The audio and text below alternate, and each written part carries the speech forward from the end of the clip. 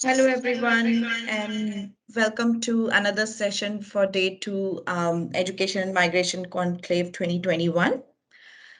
Today, we have 5 panelists in this session. The session will go from 2 till 5 p.m. I would just quickly tell you who is taking, which panelist is taking care of which session. So the first session is from 2 till 2:30 p.m., which will be taken care by Ms. Preeti Puri. Coming next, the session would be 2:30 p.m. to 4 p.m., which will be taken care by Mr. Usman Obaid and Mr. Parth Patel. They will be covering the Canberra, Nsw, Victoria, and Tasmania. This session is for state sponsorships for 190 and 491 visas. So each panelist will cover a particular state.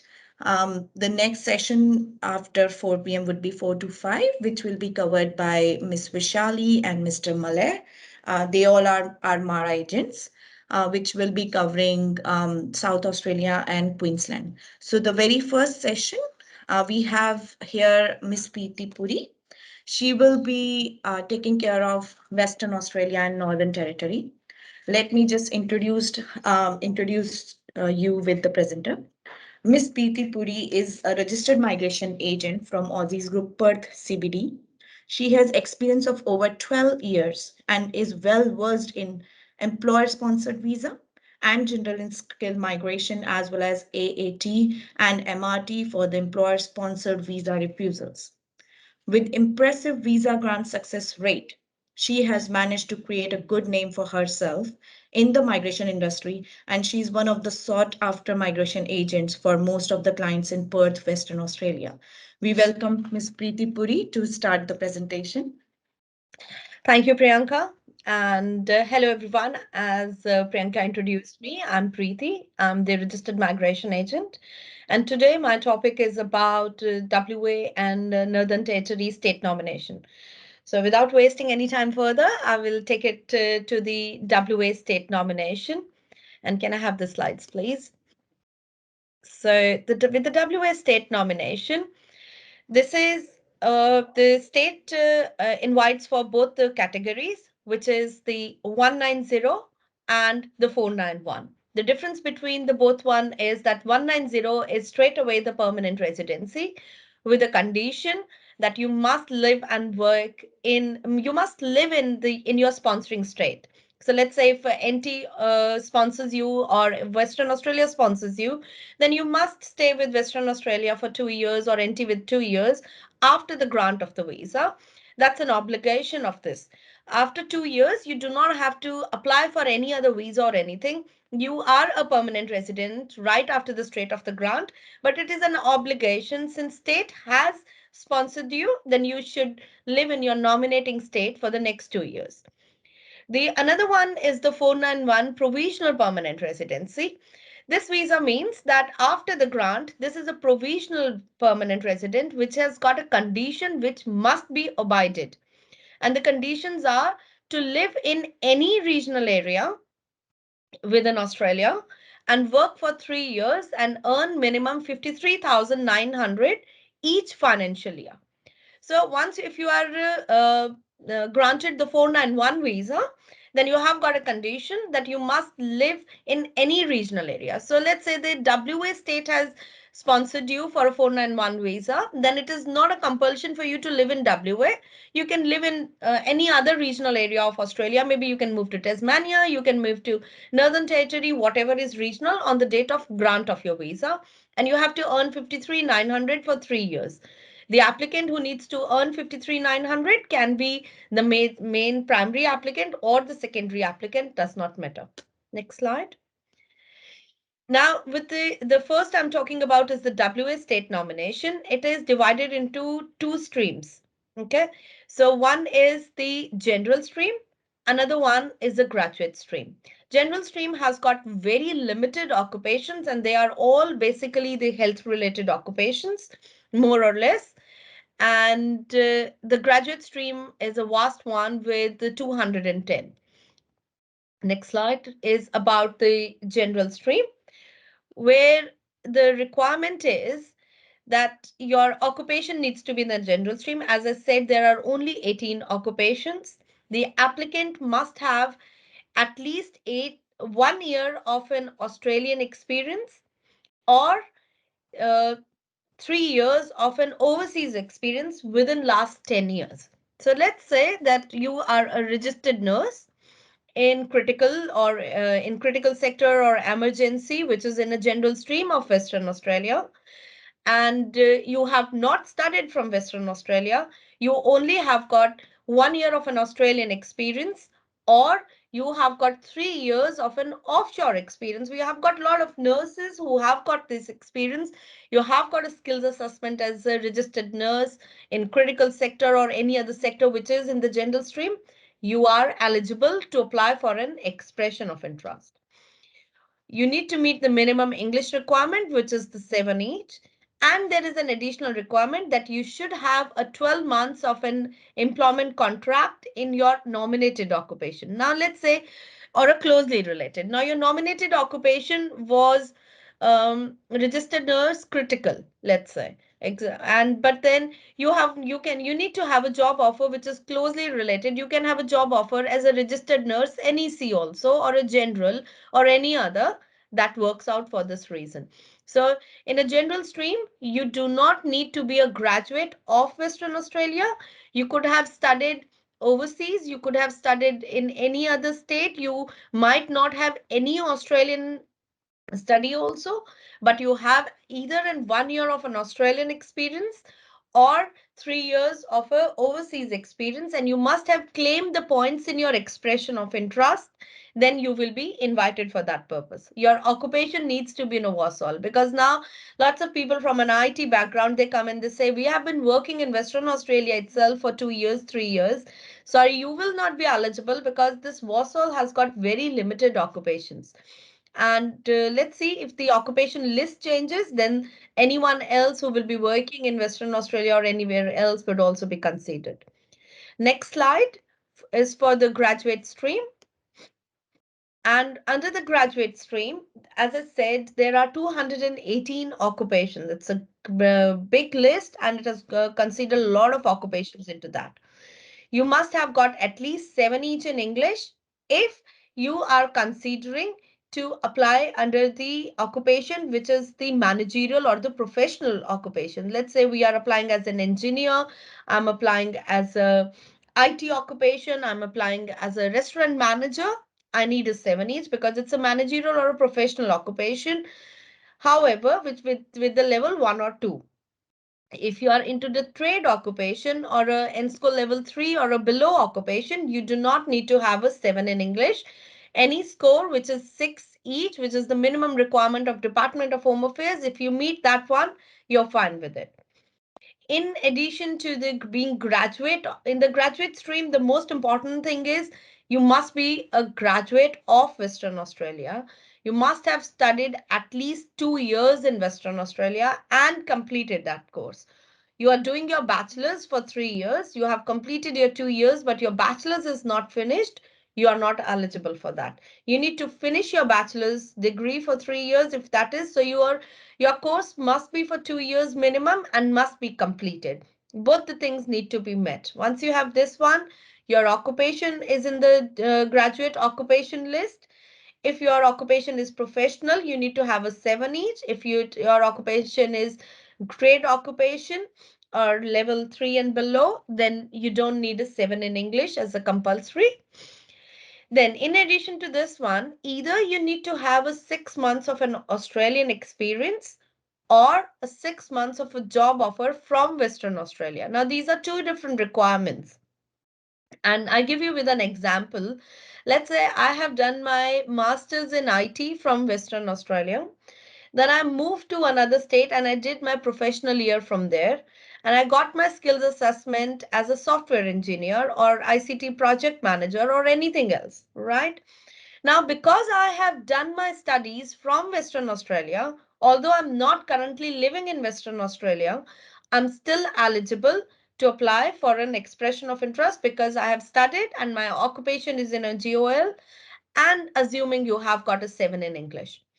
Once you have met this one, even if you are interstate, you need to show either you have got a 6 months of an Australian experience, which is anywhere in Australia, can be full-time, can be part-time, minimum 20 hours, fine.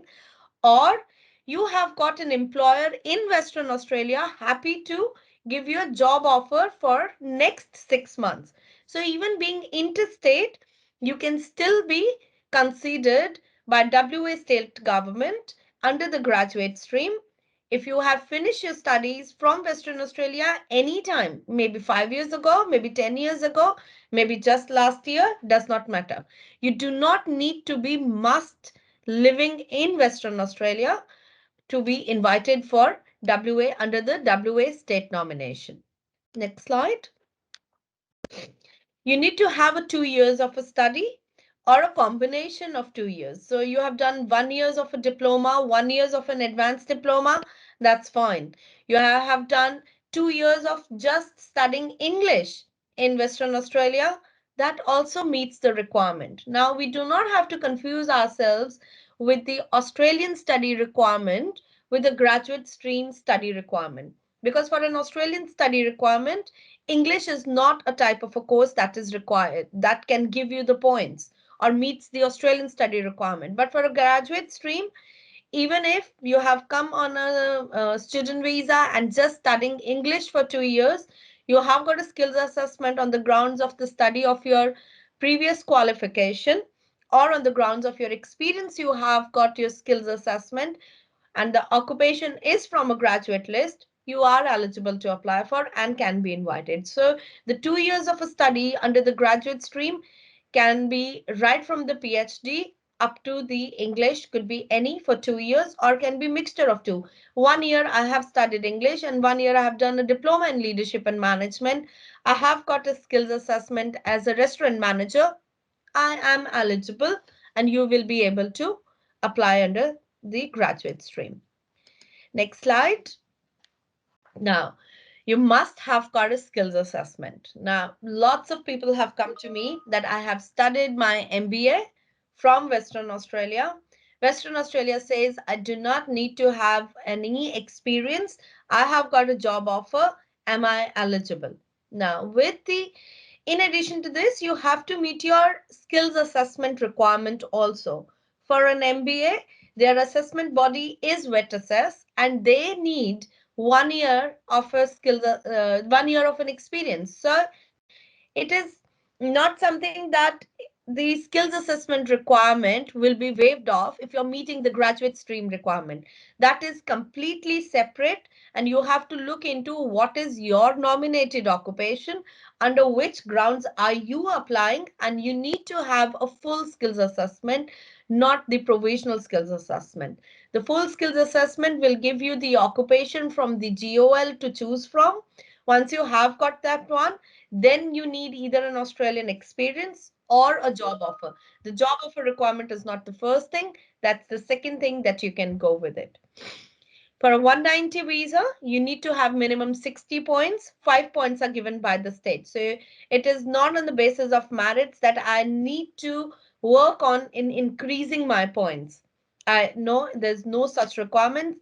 As long as you have got a minimum requirements of 65, you are eligible and you are deemed to be invited.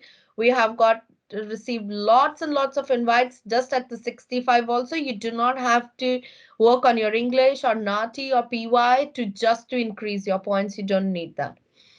Again, for the 491, you need to have your own 50 points, and 15 points will be given by the state for this one. Let's say, for example, I have got a skills assessment and my occupation is in a WOL. I have 85 points, but I have not studied from WA, will not be invited. So it does not matter how many points do you have. You only need to meet the criteria. As long as you are meeting those 4 important dot points of studying in WA, occupation from GOL, have a full skills assessment, you are eligible to apply for an expression of interest. Once you are invited, then you need to show your Australian experience or job offer letter after you have been invited for WA. To lodge your expression of interest, you don't need it. You have to provide that later once you are invited. Now for the next slide. And for the masters and the PhD, they can access all the occupations in the GOL, and work experience requirement is waived. You can only have a job offer letter and you meet that requirement also. Under the graduate stream for bachelor's and higher degree, you must have at least 6 months of an experience, or sorry, 1 year of an Australian experience or 3 years of an overseas experience to meet that requirement. That's under the graduate stream. Whether you have done that graduation from anywhere, onshore, offshore, does not matter. And the next slide is about the WA occupations. These are one of those major occupations which are there in the WA list. For an accounting people, we have got anyone who has done an accountant MPA from Western Australia or bachelor's in accounting or finance. They can apply as a finance manager because the assessment requirement remains the same for both the assessment requirements. Because initially we have heard a lot of people saying accountant is out of the WA list, which is in a way is a correct. But then we have got a finance manager in the occupation list where the skills assessment requirement is exactly the same as an accountant. So you go to the CPA, get your assessment done, and you are eligible if you have studied from Western Australia, can lodge your expression of interest. Once invited by the state, you need to show a job offer letter or 6 months of an experience as a finance manager. The other popular occupations for the WA state nomination is a cafe or a restaurant manager. We have got a chef, there's a baker, hotel or motel manager, draftsperson for civil and electrical, all the engineers or the IT we have. Social worker is there, community worker is there. These are the one of very popular courses which people sometimes they from the interstate they come and do these courses so that they meet the requirement, because once you finish these courses, more or less these are, if they are accredited, you get the skills assessment straight away without any experience and can apply for the WA state nomination. Okay, now in the next slide, we'll talk about under the graduate stream, what were the additional requirements? Additional requirement for applicants living outside Western Australia in another state or territory or in another country. So WA has been inviting the people from interstate as well as offshore also, as long as you have studied from Western Australia. Currently, the offshore applications are closed, but the interstate applications are open. So if you meet the requirement and you are interstate, you will be invited. There's just an additional requirement that you have to meet, that you need to show the funds as a settlement cost for the first 3 months, which is about 20 grand that you have to show. That funds does not need to be 3 months, 6 months old or anything. You can be having that funds even couple of days before in the bank account, and that will be considered as an additional. That's an only additional requirement if you are an interstate. You do not need to move back to Western Australia to be eligible for being invited. I'll go through some of the invitation rounds of next slide, where people have been invited. And you could see that the engineers, this is for the 190.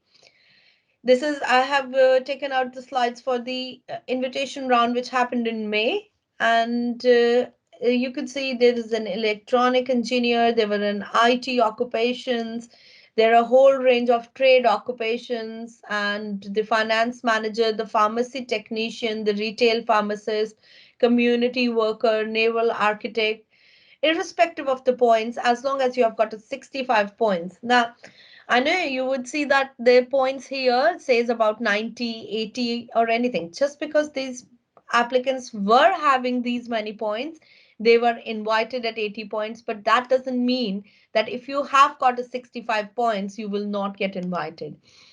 You could see the chef or the cafe or the restaurant manager is a very popular occupations for which applicants have been invited for the WA state nomination. I'm sorry to interrupt in between, Preeti, but this is just to inform you that we have 8 minutes left for this Okay. session. Yeah, I would thank you. be now covering on with the Northern Territory state nomination. Okay. Now the criteria for those ones, again, Northern Territory also invites you for a 190 or a 491 visa occupation list. To meet the Northern Territory requirement, generally you need to be a graduate from an NT or you must be employed in the nominated occupation in a Northern Territory. The requirement for the graduates are that you must have got a qualification from NT for the 2 years and must have lived in NT for continuous 6 months from the completion of your study and be holding a full-time work rights visa for which you have and holding of 6 months of a full-time work visa. Then you are eligible for the under the recent graduates for an NT. Either you need to be currently employed or have a job offer letter and can demonstrate your efforts towards this one, that obtaining the employment in Northern Territory. That's the more important ones. Now, if you have studied your 2 years of a course, but it's beyond the 6 months that you have not been able to apply for this, then you will be eligible, or you are not living in NT after completing your course, then you will be eligible for the 491 visa. Okay. Now, the another requirement for the next slide for requirements who are for those who are living in NT who have not studied in NT. Those who are living in Northern Territory, they will also be eligible, but provided they have got a temporary visa with full work rights.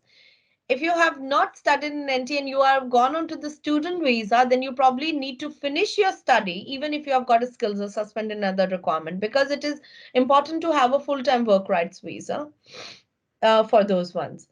You have to state that your visa application is supported by the employment and you have been granted the 190 or a 491 visa and you are not obligated to work with the same employer. So what that matters is, like, let's say I'm on a 457 or a 482 visa. I'm working in Northern Territory with full work rights.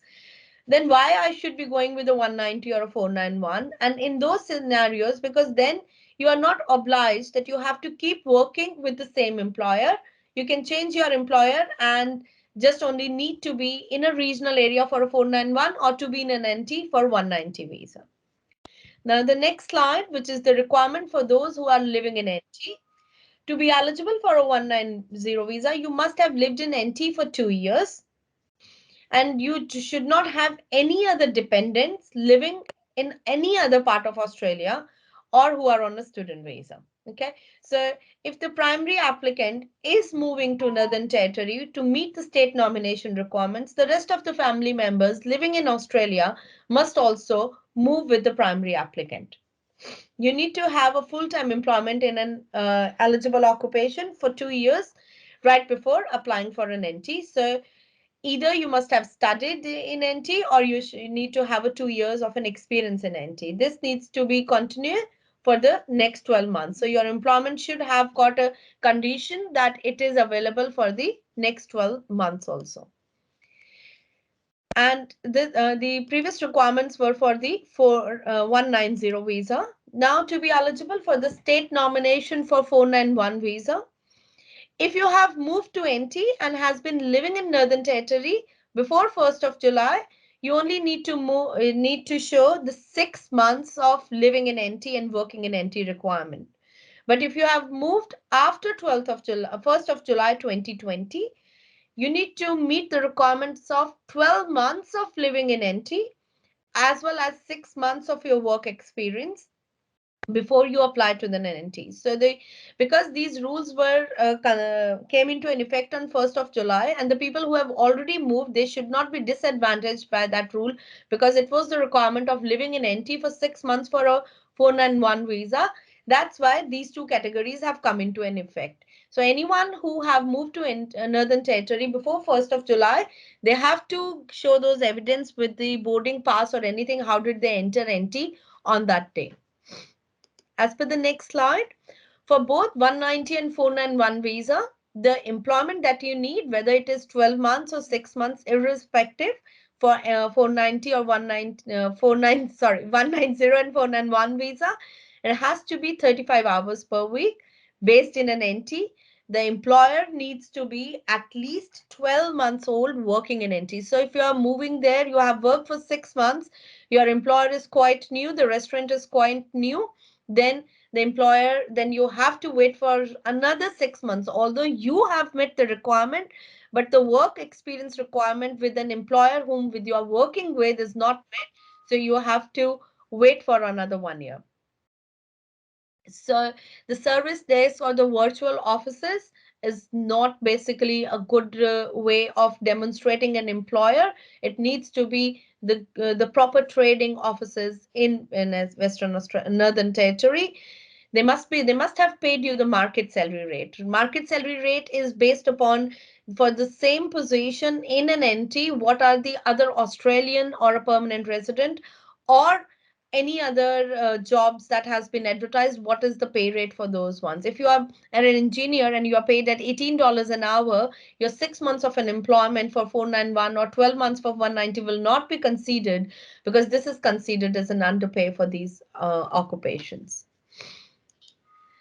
Now, the next slide for,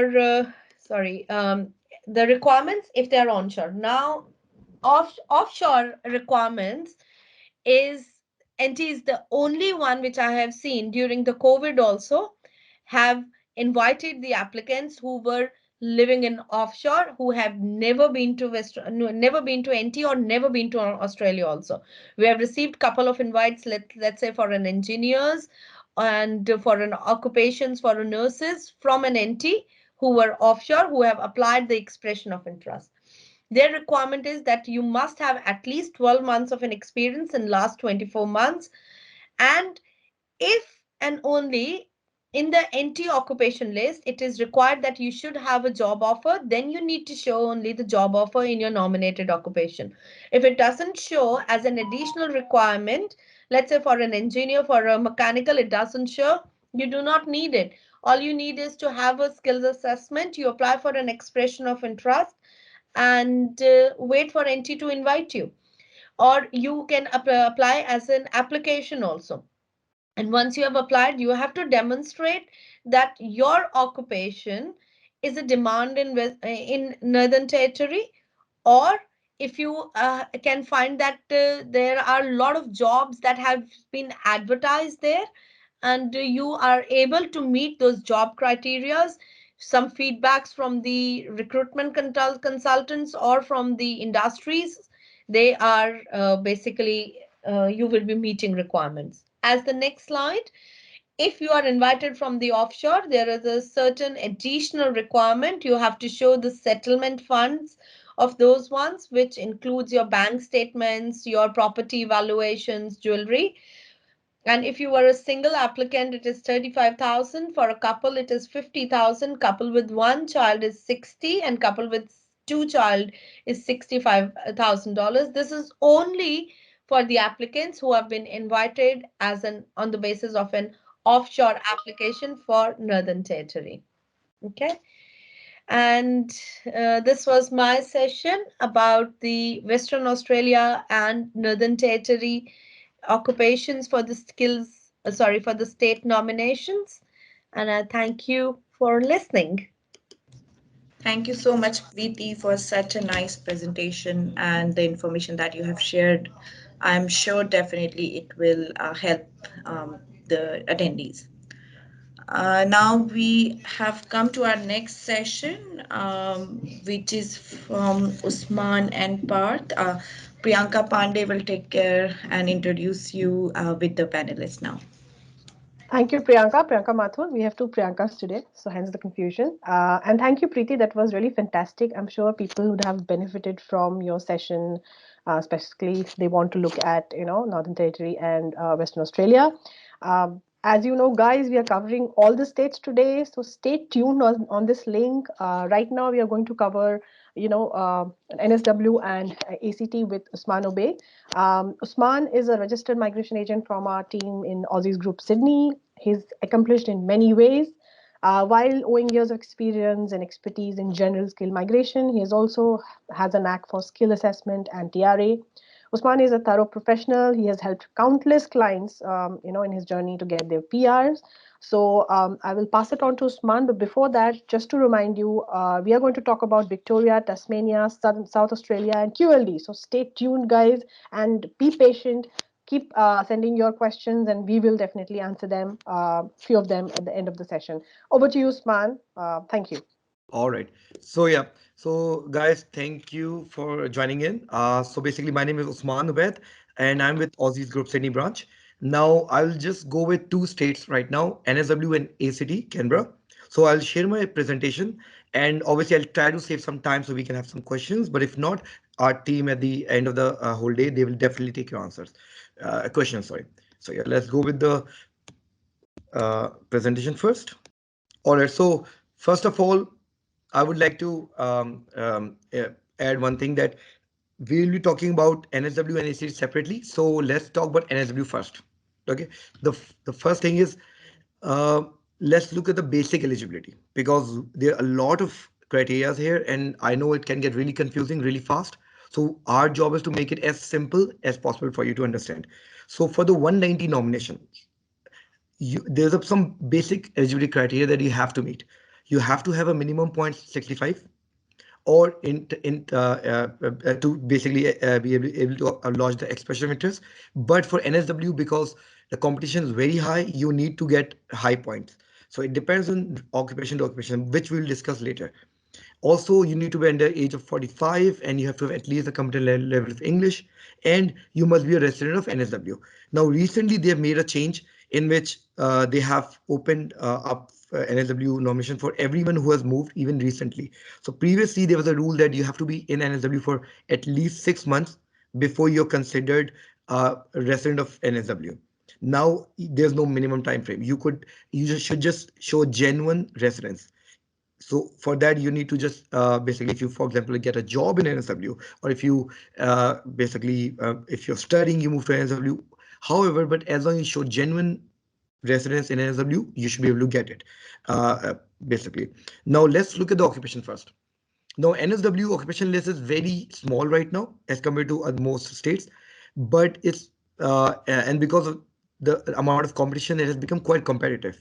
Now, looking at the list, you can see there's a lot of occupations here, which are basically in, you can group them into different parts. So the first group is engineering group, in which we have two major groups, civil and mechanical. Now with civil, geotechnical, structural, transport, they all linked together.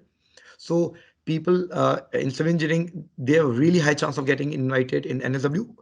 And then we go to the nursing group. Now nursing is very much in high demand in NSW. So as you can see, nearly every nurse is in the list. Then we come to IT group. Now IT group is generally very large. There are people from software tester to software engineer to business analyst. But in NSW, they have narrowed the list down to the high demand occupations, which are business analyst, system analyst, analyst programmer, developer programmer, and software engineer, along with security specialist and computer network engineers. Now, apart from that, in terms of trade, it's a little disappointing because they only have civil engineering draft person, technician, electrical engineering draft person, and technician. So that's very narrow in terms of trade group. But for trade occupation, we have to look elsewhere, right? Such as 491 options. So we'll go to that as well. Now, moving to the process of NSW. Now, how do you get the nomination of NSW? That's the biggest question here. So I'll keep it really simple so you can understand and plan your process. The first thing is you lodge your expression of interest. That's like the most important step for NSW, the first step. Unlike other states in which you have to apply for the uh, in which you have to apply for the state nomination and the UI together. NSW is different because they make you compete with everyone else in your same occupation. So you lodge expression of interest in, and then you increase the points until you reach the right level. Now, once you've reached the right level, you will get the pre-invite. or you could call it, the official name is invitation for nomination application. Okay, that's like the official name. A lot of people call it pre-invite.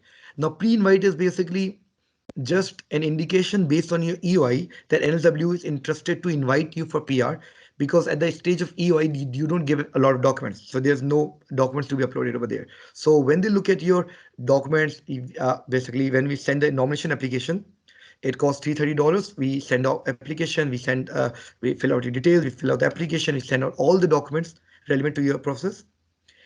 They will take 2 to 3 weeks, and then they will make the final outcome that will they invite you or not. Now, if you have claimed the genuine points, if you have met the residency requirements, if you have met all the eligibility criteria, you should be able to get invitation fairly simply. But the tricky part is you have to be careful in lodging the EOI, nomination application, everything on time. Basically, they only give you 14 days to apply for it. Now, once the nomination has been approved, then they give you 60 days to apply for the visa. So in this period, you apply the visa and then you get a visa in whatever time frame it's taking at that stage. Right now, it's almost 14 to 15 months. Now we'll move to the some key guidelines and facts. I think the most important part for you guys, because I think it's going to open up your mind to different occupations and what level do you need to reach there. Now, if you go for, let's say, IT. Now, IT is very much in high demand in NSW. Now, the good part is in the last 5 months, NSW had 5 rounds, which have been phenomenal because they've been inviting regularly every month, and it's helping us to predict the invitation, basically that how long would it take for you to get the invite. So before that, there was hardly any rounds in 2020. So that's why it is a really breath of fresh air for us. So 5 rounds in 5 months from February till June. So just to sum it up, basically based on the groups. Now let's go with the IT group first. With IT groups, there are 3 major subgroups: network engineer, system engineer, along with security specialist. And then there's software group, in which developer programmer, analyst programmer, and software engineer itself comes in. And then there's a group of analytics, in which there's business analyst and system analyst. So the good part is, the trend we have noted in February, it has started off in 95 points. So most people who had 95 points got the invite, and mainly the people who had experience. Gradually, in the last 4 to 5 rounds, what happened was they've brought the points down. So they've covered most of the people who had 95 points, and they are covering people, pretty much all of them, at 90 points as well. And now it is coming down to 85 points. So there's a lot of occupations, such as for example, business analyst and system analyst, in which people got invited even with 85 points. So obviously it differs case to case. Sometimes they prefer people who have experience, for whom they will go to, basically, even if they applied 1 month back and they have the right experience, they'll get an invite right away. But if someone does not have the right experience, they might have to wait a little longer, maybe one more round, but they will eventually get the invite anyway. But this is also something you have to look at the case. Basically, what is your case? Because do you have experience or not? Do you have onshore experience, offshore, stuff like that? So based on business analyst, system analyst, most of the occupations, most of the applicants we applied for it, even with 90 points. I'll give you an example. I had a client at 90 points. We applied on 7th of May. We got the nomination 14th of May. So it was really quick. So you can imagine the demand is pretty high and supply is getting wrapped up really quickly. Now with the software group, same thing has been observed with software group as well. NS programmers, software engineer, and developer programmers have been getting invites, and some of them even with 85 points, even though they had to wait a little longer than the rest of the people at 90 points, but at least they're getting the invites now, and they're covering up really quickly. And when it comes to network and system engineer, now when I put in the networking group, I mean network system engineer and ICT security specialist. So both the occupations are getting invited, but unlike software engineer and this program, business analyst, in which most of the invites are coming at even at 85 points right now. And when I say 85, I mean your 85 points, because the state 5 points are notional points. It adds to you, but it doesn't change the ranking. Essentially, your points is what matters. So when I say 85 points, I could also say 85 plus 5, 85 of your points and 5 points from the state. For computer network and system engineer, we have noted the trend in which people at 90 points are getting invited. They have 90 points of their own and 5 points for the state. So now moving to the next part. So when we go with engineering occupations, recently we have noted they started inviting them in March and April, but the number of allocation was quite low. But in the June round, we have noted the invitation was quite high. They have uh, basically invited a lot of civil engineers, a lot of mechanical engineers, production engineers, industrial engineers. So the trend is going pretty well. So the first four rounds, February, March, April, they mainly focused on uh, IT field. So like obviously we don't have the exact number, but if I have to look at our Aussizz group number, we would say probably 70-30 split between IT and engineering. Now we have noticed in this round in June, there was like a 70-30 split in the favor of engineering occupations. So this, which was a really basically important update because recently, suddenly a lot of civil engineers have gotten the invite. So civil engineers, some of them even got the invite at 90 points. And with draft person, which is on another occupation related to civil engineers, but it's a junior level position. So anyone who has assessment from vertices has 1 year experience in the last 5 years and at least a diploma of civil engineering or let's say a bachelor's of technology in civil, they can get assessment as a civil engineering drafts person. So those people got invited even as low as 65, 70 points. So that's like a huge boost to this group basically. Then we come to mechanical industrial protection. Now, these people, because the competition is quite high, there have been a lot of people who are doing these degrees in Sydney, Wollongong, Newcastle. So the cutoff is a little at a high level. For example, last round we noted most people were in 90 points around that level. 90. Some of them got like few cases even at 85 got the invite, but they had a lot of experience. So probably that's the reason they got the invite earlier. Now for nursing. Now nursing, as you know, there's around 8 to 9 types of nurses available. For some nurses, they went down even to 80 points, 75 points, 70 points. So it's a very good news for nursing that nursing is in boom again because there was a time frame when they stopped inviting in large numbers. They were inviting, but only the best ones, the 90 pointers. Now they've gone down to 85, 80 as well. So things are finally improving for nurses. Now let's move to the 491 part because um, 491 is the second visa that NSW can give you. Now 491, there's a couple of things you have to understand. The most important part basically is that it's a temporary visa. It's not PR. So a lot of people consider it provisional PR or something. You can't call it provisional PR. It's a TR, temporary residence. That's what it is. Yes, it is convertible to PR, but you have to meet some conditions. You have to get basically job in regional area. You have to live in regional area. You have to do everything in regional area. You and your dependents, such as your wife or spouse or whoever, right? Now, after 3 years, you will be able to convert this into 191 visa. But for that 191, they will ask you for a couple of things. For example, they will ask you to show, have you been living in regional area? Have you been earning at least 53,900 per annum or there or not? Have you been in the country for majority of the time or not? So, and this condition will progress as we get closer to 191 for most applicants, right? So that's also one thing to consider. So that's one thing, but the good part in 491 is they have opened up pretty much all of Australia's regional areas except for Sydney, Brisbane, Melbourne. So that's another good news for 491 applicants. So 491 is actually a very good visa right now. Now moving to NSW's requirement for 491. Now NSW, they require at least 65 points. Now unlike 190, now this is the critical part you have to understand. Unlike 190 where they make you compete, in 190, they will make you compete with your occupation. So if you're a nurse, you have to compete with other nurses to get the invite. So if they are 70, you have to be at 75. Okay. But in 491, it's not like that. It's totally different. So what happens in 491 is that as long as you have minimum points and you meet the criteria of that regional area, you will get the nomination approval. Okay. So that's very important. So the actual requirements, so I'll go with both of them. First, by the book and by the practical knowledge, like what has happened in the trend we have seen recently in the last 2-3 months. So let's go with the by the book. They require at least 50 points of your own, and 15 points will be given to you through regional areas, and you need to be at the right age for under 45, and you have to have at least competent English, anything above 50 in PD, and you have to be a resident of NSW regional area. Okay, so that's also important. Now when you move to the uh, basically process, now process is very different from 190.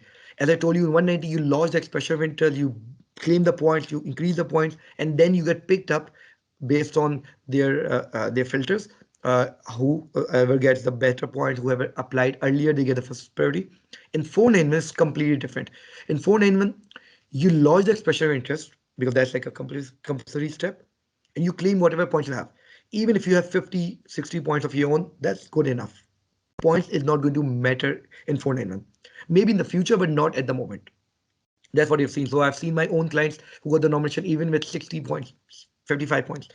People who did not even have 7 each in English. So definitely points will not play a major part in this. What will play a major part is the second step, which is nomination. So nomination is where we have to put in the most hard work in, because there's a proper way to look at nomination. So basically there are 13 RDS in NSW. So these are the 13 RDS in NSW: Central Coast, Central West, Far South Coast, Hunter, Illawarra. Now these are all different RDS and they all have different occupation lists. So it's very hard to figure out which one will be yours without looking at their occupation list. Now majority of the occupations are similar in them, but there are some differences, some notable differences. For example, Central West did not, Central Coast did not have accountants. So we have to look at where your occupations are available. Okay, so these are 13 regions. Uh, but the good part is you don't need to worry about which regional area you're living in. Okay, as long as you're living in NSW regional area, you will meet the criteria for all regional area. That's what the trend we have noted in the last 2 months. Okay, they may lock you in to particular regional areas. For now, they have not locked in. So that's a good part. So what it means is you could be living in Newcastle, but get invited from Central Coast or Far South Coast. And this is something we had a lot of clients my own clients who got the nomination approval the same way. Living in Central Coast got the nomination from Far South Coast. Living in Southern Inland got a nomination from Newcastle because that's where the occupation was open. So that is possible. So don't stress about if you want to move to a regional area, where should you move? You could move wherever you find the right job opportunities. That's the key point here. Now, so for coming back to the process, now once you apply the nomination, basically, so nomination, you have to find the right RDA. You have to find where you're available, where you can apply, and then you look at the occupation list of that RDA. And if you meet the criteria, then you apply for the process. Now, obviously, nomination process is quite lengthy, so I won't be able to do it in the short time frame that we have today. But obviously, we're happy to help you. If you send us your messages or email us, we'll happy to help you. Now, once the regional area has nominated you, the RDA has nominated you, then you can apply for the visa application in the next 60 days. So this is the whole process for 491, the process side. Now, there are 2 streams that you can target right now. They had 3 streams at the start of the year: stream 1, 2, and 3. But 3 was mainly for overseas applicants, for people who are getting through family sponsorship or something. So that is for now closed. So we can't really use that 3rd stream. So we can only go for stream 1 and stream 2. Now, stream 1 is all about living and working in regional NSW. So you have to have a valid skill assessment. You have to be working in regional area in your own occupation for 12 months. And you have to be living in regional area for 12 months as well. You do this, you are eligible for the stream 1. Okay. Now stream 2 would require you to complete study in regional NSW. So for example, if you have completed from University of Newcastle, University of New England, or University of Wollongong, you could go through this pathway, stream 2. So basically you should study for 2 years. So the critical part is the Australian study requirement has to be met. So you can't just do a 2-year diploma over there. You have to do a proper study. Obviously, if you can do a diploma if you're doing, for example, commercial cookery or something like that, yes, then you can do a lower level course. But if you're going with bachelor's or master's, you need to do a whole course in the regional area. So that's critical. And you must be living in a regional area at the same time as well. You can't live in Sydney and study in Wollongong. You have to be living and working in Wollongong itself. And if you've done 2 years of study, you can, and even if your studies were completed last 2 years back, even then you can apply for it. Okay, but not longer than 24 months. So this is the second stream. Now coming back to the first stream, a lot of people who have now, this is again something which I can tell you based on my knowledge, my own opinion, because the amount of invitations NSW has sent to all the regional people living in regional areas, a lot of people were wrapped up last year by the end of June. So they did not have a lot of people left who have experienced in their field, right? So anyone who had even 1 month of experience, they got wrapped up in the migration year 2020 So in the new migration year, they hardly have anyone who has more than 1 year or even 12 months left on their in terms of experience. So they are inviting people even with less than 12 months. So we put up an ad as well, so to inform our patrons. And also, this is something tried and tested. We have tried for people who have worked for, I'll give you an example. I have a client who's living in regional area with 7 months of experience as a business analyst. He got the nomination based on that. I have other clients who have done the same thing basically, who have not worked for 12 months, they have worked for less, they still got the nomination approved.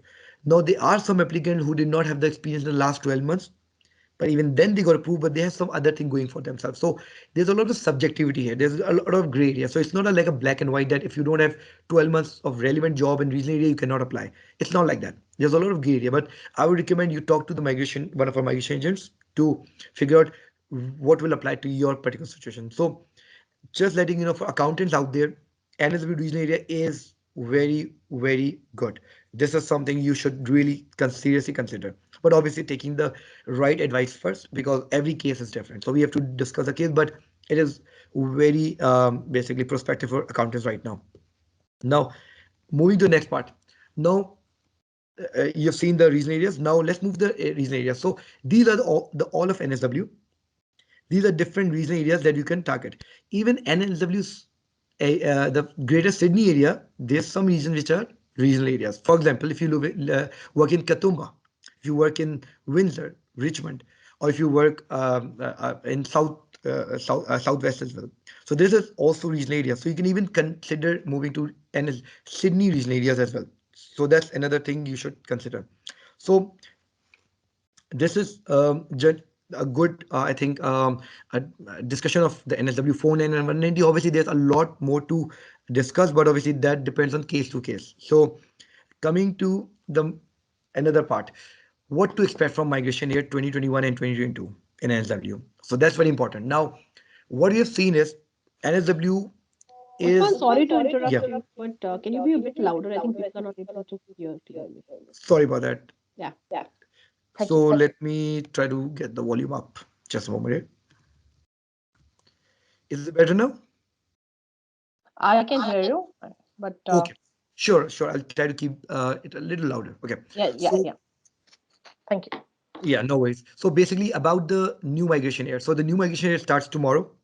So the good news is they have been inviting constantly for the last 5 months. So we are expecting the this streak to continue into the new migration year. Now, what we've noticed is they gradually increase the seats. When they started in December, they announced a new migration list for Nsw occupation list for Nsw. They did not have a lot of occupations, so they started adding gradually. First with mechanical, then civil, then engineering, civil engineering draft person, and so forth. So we've noted that gradually increasing the list. So we are expecting that there is a chance, very high chance, that they could increase the list even further.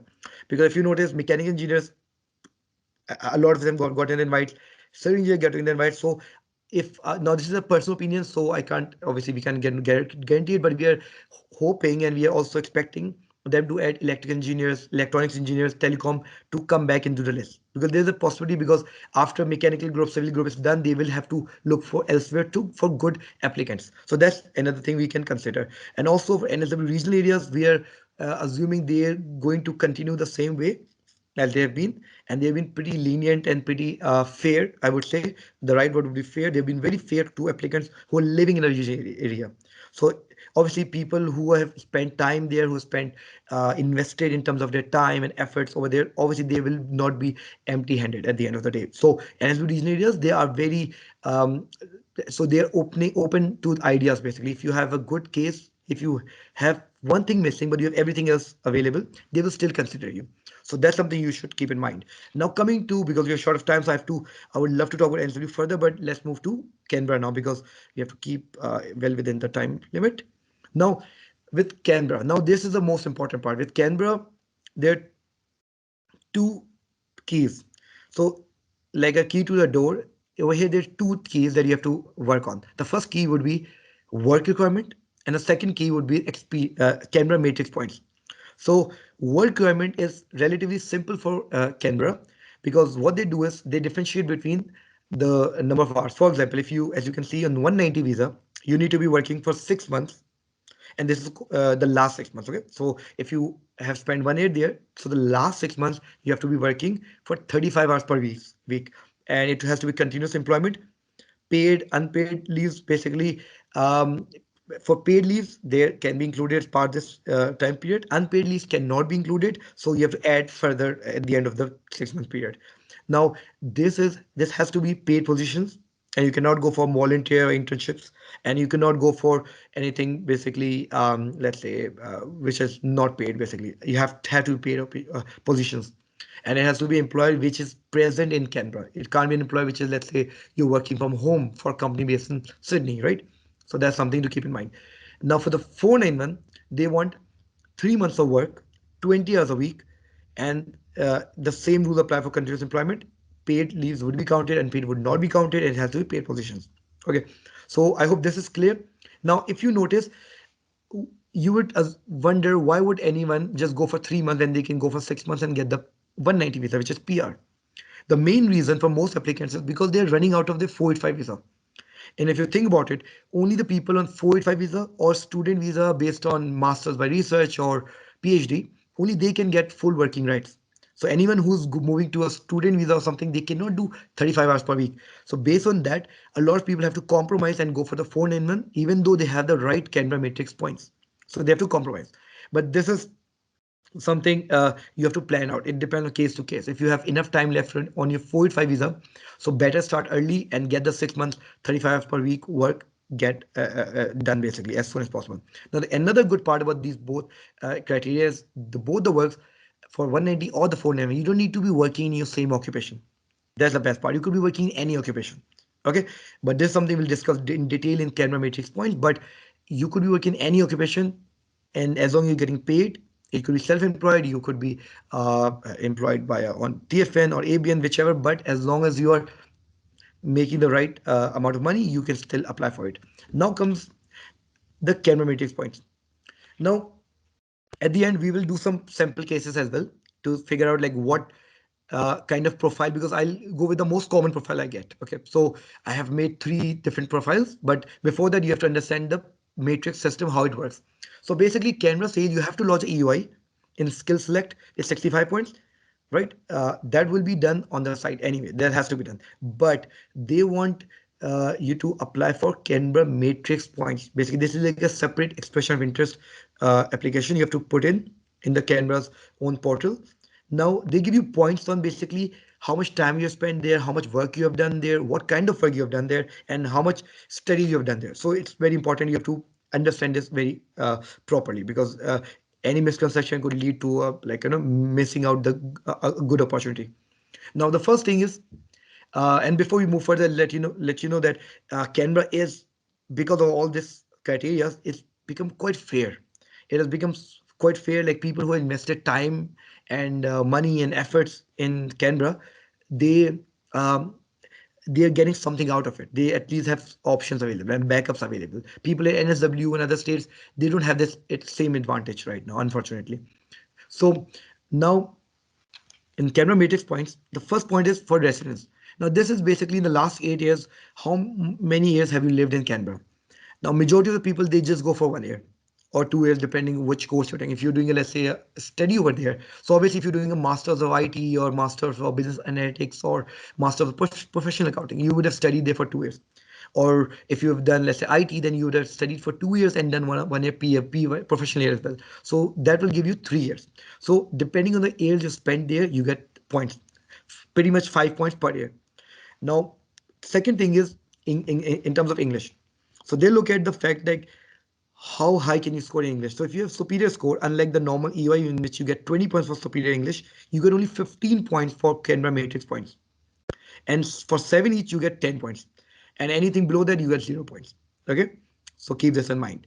Now for spouse, if you have no spouse, then 0 points. You can't claim these. But if you have a spouse and they get 7 each or 8 each in IELTS or PT, they get 5 points on top. Now, if your occupation is in the critical list, which obviously if you're moving there, you would have seen this already. You would have checked the critical list before moving. You will get 20 points for that. Now comes the employment. The employment is divided into three parts technically. The first one will be length of employment. Second one will be the skill level, what level of work you were doing. And third would be based on your spouse. What has your spouse done in terms of employment? Have they worked or not? We look at that. So let's look at the length of employment first.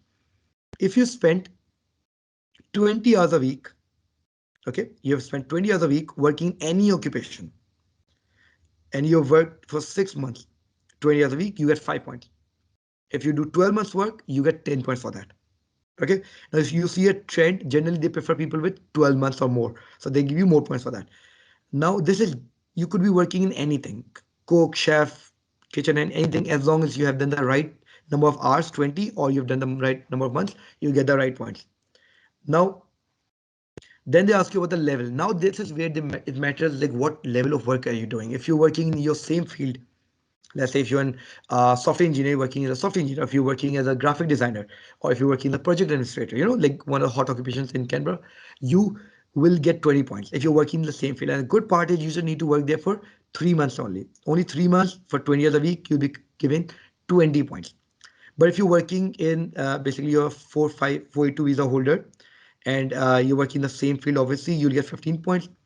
If you are on a normal student visa 485 and you have you're working in a occupation which is in the list but not yours. For example, if you're working if your occupation is software engineer but you're working as a business analyst over there, you get 10 points because it says open in the list, critical list, but not your occupation. Or for example, if you're working as a cafe manager, which is again a very popular occupation over there, that can be done. Now, if you're working in any occupation with level and skill level 1 to 3, you get 5 points. Now, this could be, now this is a very, I get a lot of this question like what occupation comes in level 1 to 3. Now, there's no clear list I can give you, unfortunately, but you have to look at the level of occupation in Nsw code. For example, accountants, engineers, IT people, they will all be considered level 1, high skilled. Level 2 is lower skill, such as retail managers, chefs, stuff like that. Level 3 is cooks. Level 4 is kitchen hand. So kitchen hand level we don't want. We want cooks, chef, or senior level positions. Now, and also one thing you have to keep in mind that you have to earn at least $26 per hour if you're working on casual rate. If you're working in annual rate, you need to get at least a package of $50,000 per annum. All right. Now coming to the third part, basically spouse. Now spouse can give you a lot of points in regional area. So if they're working in their own occupation, which is in the list, and they're making no less than $26, they get 15 points for you. So which can completely change the game for you. Now, if they have a skill assessment and it is relevant to their field, they get 10 points. And if they're working at any level, they're working as like a cook, chef, anything at all, not in their same field, they get 5 points. Or if not, then we can go with something basically if they have any kind of degree and they have competent English, they get to give you 5 points. But majority of people, if they have their spouse, they obviously they start working because you have to take care of expenses as well. So your spouse probably would be working. So they get 5 points. But if they're not working, then they have to get the right, make sure they have a right degree from Australia or overseas, and they have to have a competent English. So to get the 5 points. Okay. Now coming to another key point, tertiary qualification. So they look at the fact like what's your highest level of qualification. So now the good part is it can be anywhere in the world. For example, if you have done PhD in Russia or Mongolia, doesn't matter. If it's related to your field or not, doesn't matter. As long as you've done the right level of qualification, you'll be given the right point. For example, you've done a PhD in something totally different to your field. In Russia, you get 20 points anyway. Now, master's degree give you 15 points, bachelor degree give you 10 points. So there's something you have to be careful about. Now, they give you points for number of years of study in Canberra as well. So if you study 1 year, you get 5 points more than 10, 15, 20, so forth. So the good part is for especially for IT people and engineering graduates that even if you've done a professional year over there, even a professional year is considered 1 year of study. Now this is not in any other state. This is the only state which is considered professional year as a form of study. So this is a very good basically addition by Canberra. So even if if you have let's say done IT in Australia, Sydney, and you want to move to Canberra, you could do that potentially, but you have to do a professional over there. Okay. Now there are two more things you can claim points for, but hardly anyone meet their criteria. If you have a spouse or child who's an Australian citizen or PR holder, That will give you 20 points. If you have basically any grandparent, parent, brother, sister, you get 10 points. There's no point for cousins, unfortunately, but you do get points for immediate family. And then there's assets. So basically they look at the fact that can you invest something in Canberra or not? Can you invest $2,000-3,000 in residential or commercial property, or you can invest in a startup, those kind of things. Now, again, most people don't need to go this far, because if you want to invest, you might as well just go to Queensland or some other state. But and it's too like only for 5 points, not really worth it. So a lot of people just skip this completely. Okay, so now I think it's clear in terms of points, like how can you get the points? Obviously, this is something you have to read through in detail to, and we have to know your case, your profile to see how many points will you get in region, basically in Canberra state. But at the same time, I'll give you a sample, 2-3 sample cases in which is the most common. Okay, so these are the most common situations in. Usman, sorry to Yeah. interrupt, but you have about 7 more minutes. Yeah, I understood. So I'll try to wrap it up really quickly. No worries. Okay. Yeah. So guys, obviously, if you have any questions, feel free to contact me or our team. We'll get back to you, obviously, but we'll try to do the best. But let me quickly go through the slides in terms of point. Now I'll made one sample. This is like the most common scenario with people who have skilled partner. Okay. So you get 5 points for 12 months of stay there, 15 points for getting 8 each, and 65 points for your partner's English. So 5 points for your partner, 65 each. And you get 20 points for having occupation which is in the open list, critical list. And then if you have spent 12 months over there, you get 10 points for that. And if your occupation is level 1 to 3, if you're working, let's say as a chef, you get 5 points for that. And then they give you point for your spouse, just working in any field for 5 points.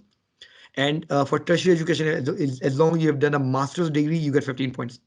Now, if your length of study, even let's say you've done a professional year in Canberra, or you've done even a diploma in Canberra, you get 5 points for that. So you'll get to 85 points. Now, the general trend we have noticed in the last couple of months is that Canberra has been inviting pretty much on weekly basis. That's what it seems like, pretty much on a weekly basis. Now, and they're inviting everyone who meets their criteria. Now, the general trend for 190 visa is generally 70 to 80, 85 points. That's what they need for 190 visa. Obviously, this can change based on demand and supply, but generally this is like the average I've seen generally. Now for 491, the average is 60 to 70. That's like the average for even some people got it with 50 points, but that's I don't want to count that as a mean stream option. I would just say 60 to 70 at least, right? So 85 is for people who have 8 each and their partner is skilled and can get 7 each. You get 85 points. Now another situation. Now just so if you notice the difference, you don't get 5 points for your partner's uh, English, and you don't get 5 points for your partner's work as well. So if you're now this is case number 2 basically. So Mr. Khan without a skill partner. So there's Mr. Khan, he has the right point, but he does not have a partner. He's a single applicant. Now this is like the most common scenario for most single applicants. So they get to 75 points as long as they have 8 each and they can do any kind of work for 12 months. They can get 75 points. Now another scenario we have to go for. Let's say someone case 3, Mr. Khan without 12 months. Now, this is one question I get a lot, that if you say that you need only 6 months to get the 190, then why should we stay there for 1 year? The answer is because they designed the system in such a way that you have to stay there for 1 year to get the points. Okay, that's otherwise you don't get the residence points, or work for 1 year you don't get professional year or study points. So based on that you get stuck because of the points. So sometimes people have to stay there for whole 1 year. So that's the thing. But you could make it without even 12 months. I'll show you how. So as long as you have 8 each in English and you have the right occupation and you're working at the right level, anything level 1 to 3. Okay. Again, as a retail manager, if you work in a shop, you can go as a retail manager. If you're working in the cafe manager, chef, cook, whichever. Then you have a master's degree, you get to 60 points. Now 60 points, the only setback here is that with 60 points, you will most probably get 491, not the 190. It also depends on occupation to occupation, because if your occupation, there's not a lot of applicants applying for it, obviously you can hit a bullseye, you can get the 190 as well. But if you're in one of the mainstream occupation, IT, civil engineering, stuff like that is hard to get. The competition will be quite high. But if you, let's say, graphic designer is something which is not organizational analyst, stuff like that. So you can still get the nomination, but for the 491, maybe for the 190, but mainly for the 491. But now there's one way you can cover, get to 75 point even with only 6 months of stay in Canberra.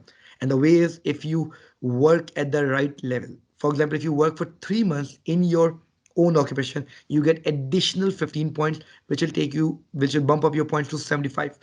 Now with 75, you will be a very good applicant for any occupation, pretty much. Obviously, except for accountants. So yeah, so this is the case for Canberra. So just remember, work any kind of work for 6 months for 190 or 3 months work for 491, or and you have to couple it with your Canberra matrix points. So both keys have to be used at the same time for this door to unlock. Remember that. Okay, now because I have a couple of minutes, I'll just quickly go with something I want to go for. For example, people decide, how do you decide whether you stay in NSW or you to go to Canberra, or you in Victoria, you go to Canberra or NSW. The decision is basically the points. If you have right points, as we've seen, NSW has been inviting in a huge amount recently, and they're in a mood to invite a lot of IT people. If you have the right points and you think you can compete, you come to NSW. Even if you move here for a month and you can show your residence in NSW, you can get the nomination really quickly in NSW because you don't have any minimum stay requirement, unlike Canberra. But if you are young, let's say your age is a problem. If you notice, there's no age requirement for Canberra. So if you're, let's say, 21-year-old who just completed his bachelor's of computer science, you will be penalized in NSW because you will not get the full 30 points for age. You'll get only 25 points. So those 5 points can be critical, and especially if you don't get a job in your field, you would never get to 90 or 95 points. So that's why you have to consider someone that, let's say, compromise like in terms of you're below 25 years of age or above 33, you should seriously consider Canberra. Because Canberra becomes a very good option for people like that, because they don't care about the age. There's no point, if you notice, for age, right? So this is like the critical factor you look at. But obviously it depends on case to case and how much 485 is left on your visa. If you have 6 months or more, definitely try to go for 491, but for 190, sorry about that. Or if you have 1 year left on your 485, then definitely you can target 190, which is a very, very real possibility for the Canberra state. So these are the basically general ideas. Now looking at Canberra, they are inviting and they will be inviting in the foreseeable future as well. They have been pretty stable for the last 3 years. So I'm assuming if they continue the same way, they will be a very good state to consider. All right, guys. So I think I'm well within the time. I think I've covered majority of the things that I wanted to cover, because obviously this is something, there's a lot of details here. So I needed to cover some key points. But obviously, if you need personalized info, obviously ask one of our migration agents. We'll help you with personalized reports, basically. All right. Thank you so much. I think you can take over now, Priyanka. Thank you, Thank Usman. you, Usman. Yeah. Uh, I'll just stop so, sharing. yes, you can Yes, you stop can stop sharing. sharing. Parth, you Parth, can share your PPT. Right. So thank you guys, and I'm sure you've got a lot of information, from Usman, who shared a lot on ACT and NSW. Coming up is Victoria and Tasmania, and we have Parth Patel with us. Before that, I'd just like to tell all of you that yes, you can ask questions, and we are noting down the questions, and we will try and address, if not all, a few of them towards the end of the session once we finish South Australia and Queensland. So yes, we have Parth here. Parth is again one of the directors of Houghton branch here in Melbourne, and also a registered migration agent. He's one of the most decorated migration agents at Aussizz Group. He's expert in state nomination guidelines for various states and regional areas across Australia. He is a credible voice in the industry with expert insights. Parth thrives in empowering students in their journey to become, PRs in this country. So here we have Parth, who is going to take us, tell us all what is required for Victoria and Tasmania. Over to you, Parth. You can share your slides and start, please. Thank you. Right. So I'll just, Usman, there are a few questions. I will just, I'm not sure if Huru is still there. I'm living in NSW. I have 90 points in computer system engineering. My NATI expiring on July 28th, 2021. How much chances I have to be invited? DOE is 29 February 2020. So the applicant has 90 points, including the state points, is it? Yeah, Yeah, 90 computer system. yeah, I'll just look at the question. Yeah. So basically, see, just confirming, because see, if you have only 90 points with computer network system engineer, including state points, then obviously it's going to be very hard. And before July, because we don't know some new migration here. When will they start inviting? We're expecting in the start of July, but it could be in August, September as well. So that's the thing, because the new migration year starts. Sometimes they don't invite right away. They might take a month to update the list and then invite. So there's a very high chance you could be looking at basically a longer time frame in terms of invite. Yeah. Thank you, Usman. Right. So there's another one, Chaminda de Silva, saying, my brother is a citizen living in Kingswood 2747. The location falls out of regional area. Can we apply for 491 family stream? How long is the process for application? Okay, for family stream, as I think mentioned in the earlier presentation, for there was a stream 3 for NSW. Okay, family sponsorship, stuff like that. So if your family is living in a regional area, if he's living in Kingswood, I just want to double check with him. Like, he should check actually if he's listening to this. Kingswood, if he's talking about the one near the Perth, basically suburb, sorry, Penrith suburb, that's not in regional area. So the last suburb within Greater Sydney is Blackstrand. After that, everything west of that is regional area. So that's first thing. Second thing is he has to basically with 491 state sponsorship. Remember, there's two RAM for 491 family sponsorship and state sponsorship. Stream 3 is closed right now, so they're not NSW is not inviting anyone for based on family sponsorship. The only thing we could go for is basically if we could go for 491 family sponsorship, the one, but that's a very hit and miss because that's not a very regular invitation process. So he could apply there. I have a lot of clients who did not get invited for a long time, so it's not very worthwhile to pursue. It's not something I would recommend at all. Yeah. Right. Thank you. Right. Next question is Zeel Shah. Is NATI score considered in ACT matrix? ACD matrix? No, not at all. Not at all. Unfortunately, Okay. not So guys, Victoria questions and stuff we'll go back to because Parth is, I think, now ready with his All right. slides. So we'll go back to the. Thank you, Usman, for filling in. Thank Not you. a problem. Thank you, guys. Thank you, everyone. Bye bye. Yeah, guys, we'll be taking the questions, rest of the questions at the end of the session. So here we have Parth. Over to you, Parth. Yeah, sure. So I'm going to talk about Victoria and Tasmania state nomination criteria and what you should do probably to increase your chances to get the state nomination. Probably, I think we have already covered what visa options you can look at. We are mainly looking at 190, the state-sponsored visa program under the General Skilled Migration, and the 491 state-sponsored visa. So state, whichever state you look for, they sponsor people under two visa category, that is 190 and 491. But just to give you an idea, we have mentioned what visas generally falls under the skilled visa options. So if we are looking at Victoria offers state nomination under 190 and 491 visa. We are going to we are mainly, as of now, we are going to talk about 190 state nomination criteria.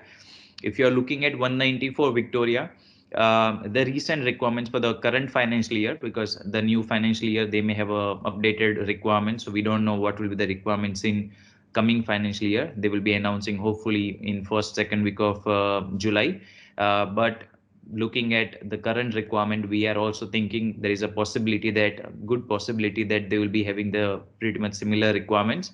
So the current requirement, if you look at, they were saying that if you are currently residing in Victoria, anywhere in Victoria, that can be in Melbourne or any regional area of Victoria. So if you are residing for 6 months and if you are working for 6 months in the nominated occupation or a closely related occupation for at least 20 hours per week, then you are meeting this requirement. So nominated or closely related occupation means the occupation in which you have received a skills assessment, because for 190 skills assessment is a mandatory requirement. So if you have received a skills assessment, for example a software engineer, then you have to prove that your experience is relevant to software engineering. That is a nominated occupation. Closely related occupation means if occupation falls under the same group, same category. For example, software engineer, developer, programmer, analyst, programmer, software and programmers not as classified, and software tester falls under one occupation category. So for example, if you have received a skills assessment under software engineer, but you are working for 6 months as a developer programmer, that is still considered as a closely relevant occupation.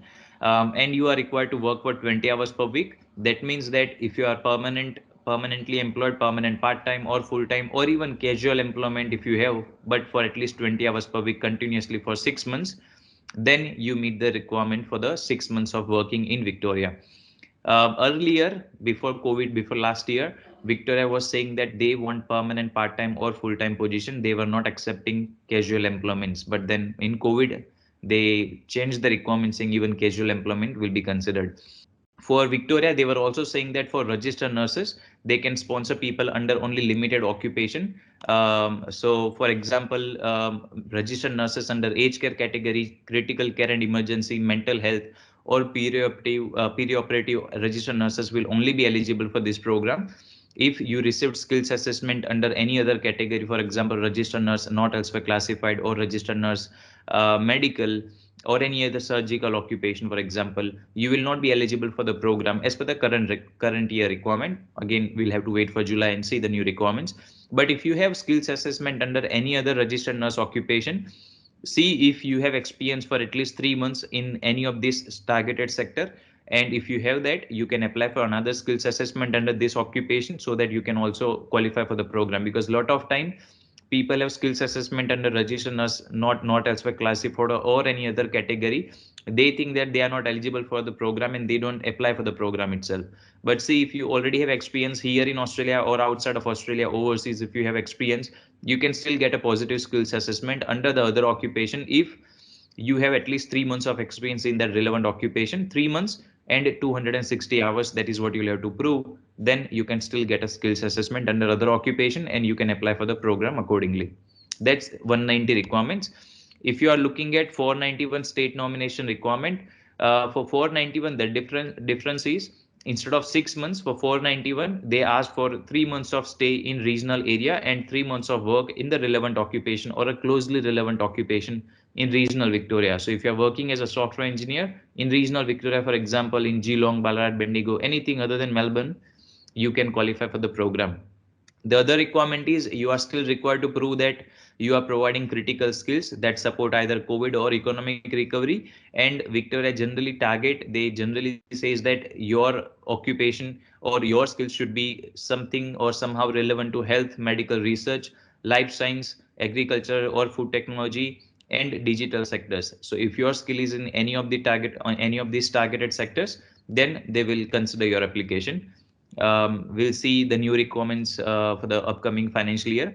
If they add more sectors, you may also qualify if your sector get added, because some sectors recently or some occupations recently department added in the priority migration skilled occupation list. Also, tourism and hospitality sector were also added as a critical sector. So there is a possibility that Victoria can also add this kind of occupations under the state nomination pathways. Also, it's also very important to note that if you are working for a business in regional area, that business must be operating in regional Victoria for at least 2 years of time. If business is new, even if you are working there for 6 months, 1 year, you will not qualify for the program. So business must be operating in regional Victoria for 2 years of time. About the process, if you meet the requirement, how it works is you have to first apply for expression of interest, that is to Department of Home Affairs. For that, the basic requirement is you require at least 65 points, including the state's points. 190, you get 5 points from the state, so you require 60 points by yourself. And if you're looking at 491, you need 50 points by yourself, and 15 points can be sponsored by the state government. So altogether, 65 is the basic requirement. 6 in each of the 4 modules. In English, IELTS, TOEFL, Cambridge, PT, or OET, any of that 5 exams, you have that option. You can sit for any of this exam, or if you're holder of passport from certain countries, then you can also get exemption for the English requirement. And thirdly, you need a skills assessment. These are the 3 basic requirements in order to apply for expression of interest. So if you have that, then you can apply for expression of interest with the Department of Home Affairs. When you apply for that expression of interest, they will also ask you which state you are interested in. So if you are looking for Victoria state nomination, Tasmania, Queensland, whatever it is, you have to mention that state accordingly. We have seen that sometimes state government says that if you're selected other states as well, they may not prefer you or they may not select you. So make sure that whichever state you are targeting, you should prefer that state when you apply for expression of interest. That's the first application. Second application is you are required to submit registration of interest to Victoria. That's very important application, because based on that, based on the information you provide in your registration of interest, Victorian state government select people. So you have to be very picky while or choosy while entering details uh, to state or to prove that how your work is helping in COVID or economic recovery, because that's what they ask in registration of interest, that what kind of business, what kind of services are provided by the business, how your work is helping in either COVID or economic recovery. So in EOI, whatever you write, they don't give you a lot of submission, like you can only write few words. So I think they have a limit of 1500 characters, so which is approximately 13 40 300 400 words, so you can only provide limited information, so you have to be accurate on what information you are providing. Based on that, they will select you. Lot of time we have seen people complaining, saying that okay, my friend got 65 points and got invited, I have 80 points, I was not invited. Because it depends on what kind of work other person is doing, how you have presented yourself, how you have made your submission, and if Victoria thought that okay, or they believed that okay, your work is more into COVID recovery or economic recovery, they will give you priority. Once you apply for ROI, Victoria will look at your ROI and other people's ROI, and based on that, they will select people.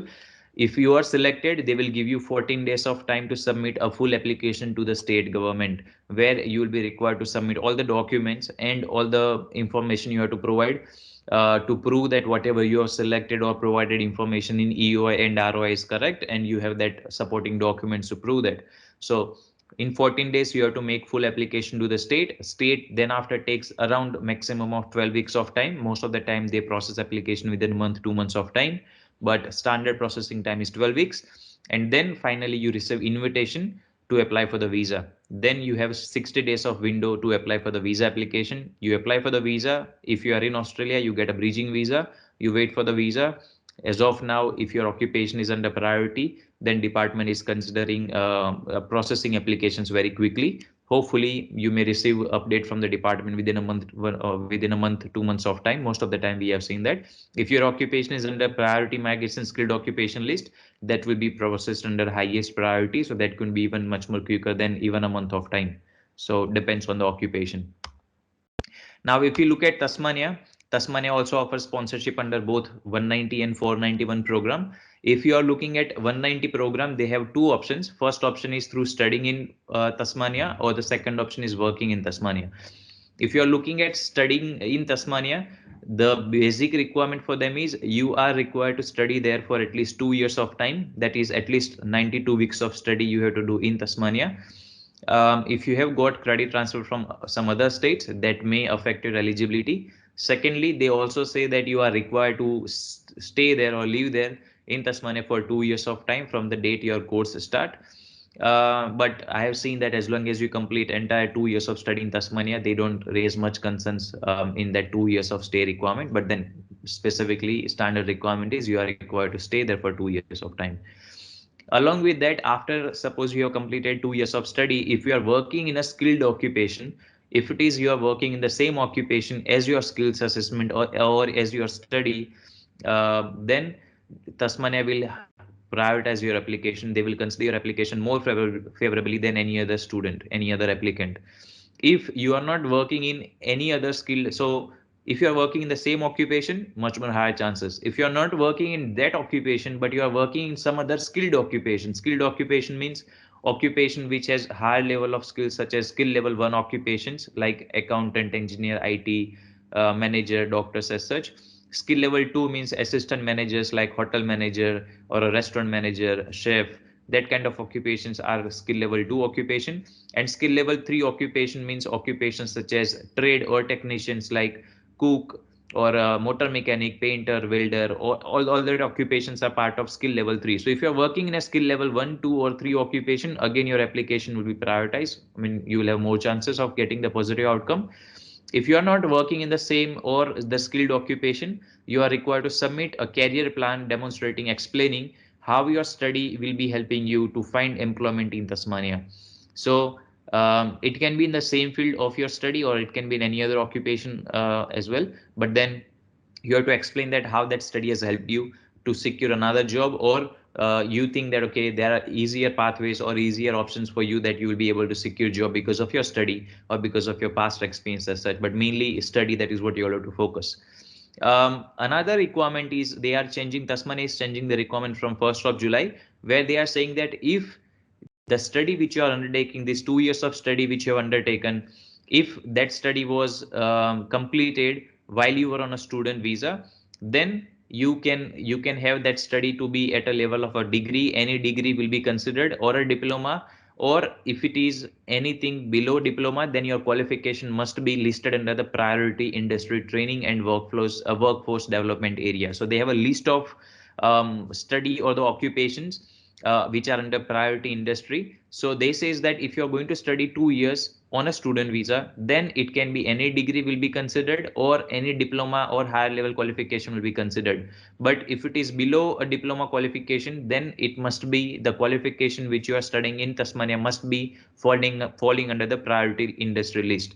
It is also important that that list you have to look at when you are enrolling, when you are starting that course. So suppose you started your course after 2 months, 3 months, if that course get removed from the occupation list, still it's not a problem, because when you enrolled, when you commenced your course, at that time it was on this list, then it's still fine.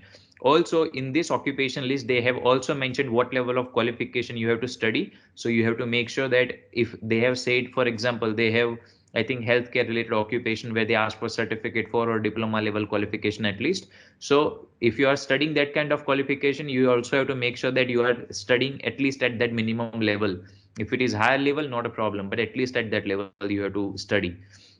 And there are some extra requirements when you look at some occupations saying that okay, you need 6 months of experience. Like for example, for cook or chef, they also say that if you're studying that course, you also have to work there for 6 months, or you must have that training component in your qualification, then that can be considered, something like that. So you have to look at that list very importantly if you are studying something which is below diploma level qualification, or if you are completing course on some other visa which was not a student visa, then it's, you have to make sure that the study which you are going to do in Tasmania must fall under the same occupation list, the priority and industry training list. Otherwise, they will not nominate you. So it's very important to look at these requirements, or when you are choosing the course, if you wanted to study in Tasmania, you have to be careful while choosing the course, because if you study any course, that may not help you even if you have studied there for 2 years or more. So that's very important to note. The second option you have is by working in Tasmania, where this is that your occupation must be listed on their occupation list. They have another occupation list called Tasmania Skilled Occupation List, TSOL. So your occupation must be listed on that occupation list. You are required to work there for full time 35 hours per week in that occupation, which is listed on TSOL, and that must be your occupation. So for example, if I'm a mechanical engineer, if I'm working there as a civil engineer is on TSL list, but my occupation is not a civil engineer. That means again, I cannot qualify for the program. So whatever my occupation is, my occupation means occupation in which I have received a skills assessment. So whatever occupation it is, that occupation must be on Tasmania's list, and I must be working the same occupation for 35 hours per week in Tasmania for 6 months. Then only I qualify for the program. Also, the job must be genuine and ongoing. Genuine means a lot of time it happens that Tasmania refuse the application saying that we don't think that in this business they have a requirement of a mechanical engineer, or we don't think that your employment is genuine. So they can still refuse the application on that grounds. And ongoing means you have to prove that that contract was for 1 year of time, and you are working there for 6 months, and at least 3 months of contract is still remaining. So suppose you were offered 1 year of contract, you have completed 6 months, 8 months of time, and still you have 3 more months of contract, you are still eligible. In short, when you apply for the state nomination program, you also have to explain that the job will be for at least 3 more months of time. then they can consider you for the state nomination. And the place where you are working, the business must be at least 1 year old. That means that they must be operating the business in Tasmania for 1 year of time. You and your dependents must also be living in Tasmania when you apply. So make sure that if your partner is living in some other state, then Tasmania think you don't have a commitment to Tasmania and they can still refuse the application. So it's very important. That is pretty much a requirement for every other category for Tasmania. The second option is 491 state nomination. For 491 state nomination, they have multiple pathways. First option is through studying 1 year in Tasmania. The other requirements are pretty similar. If you are on a student visa, you can do anything, diploma, bachelor's, or any higher qualification. But if it is below diploma, you have to target that priority industry list. Otherwise, you won't qualify for the program.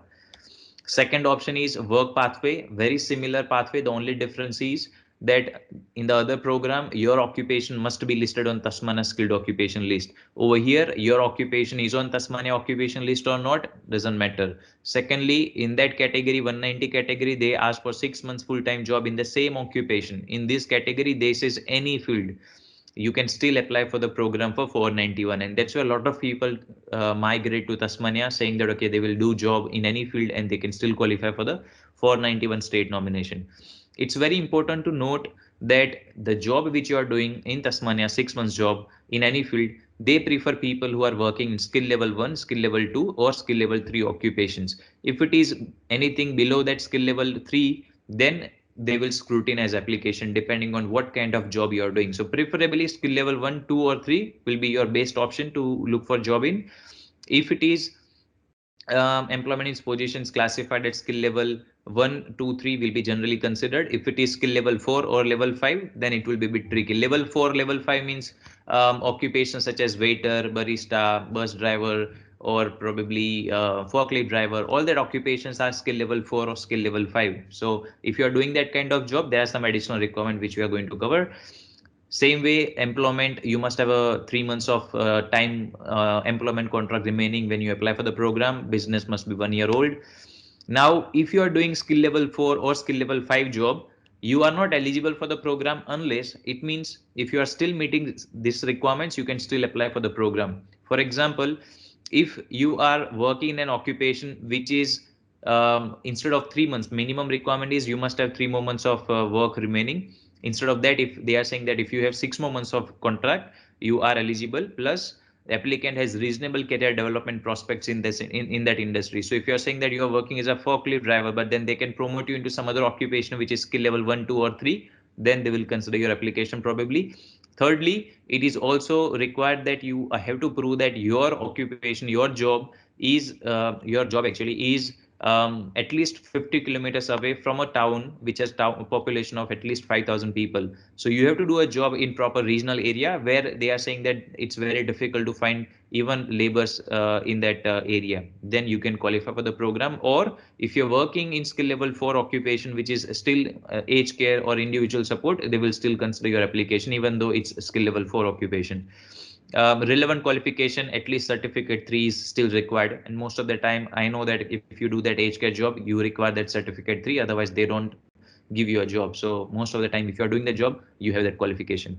Or if the position involves specific or a specialist qualification or experience, like if you say that I am a Chinese chef, or I mean bit lower level occupation, but it requires a specific skill which market does not have, people in Tasmania they don't have, you can still qualify for the program. And so any of these 5 job is 550 kilometers away from a town which has 5,000 population, or aged care job, or if it is a specialist skills required, any one of these you have to meet, and evidence of prior related employment or qualification is also required. That's about work.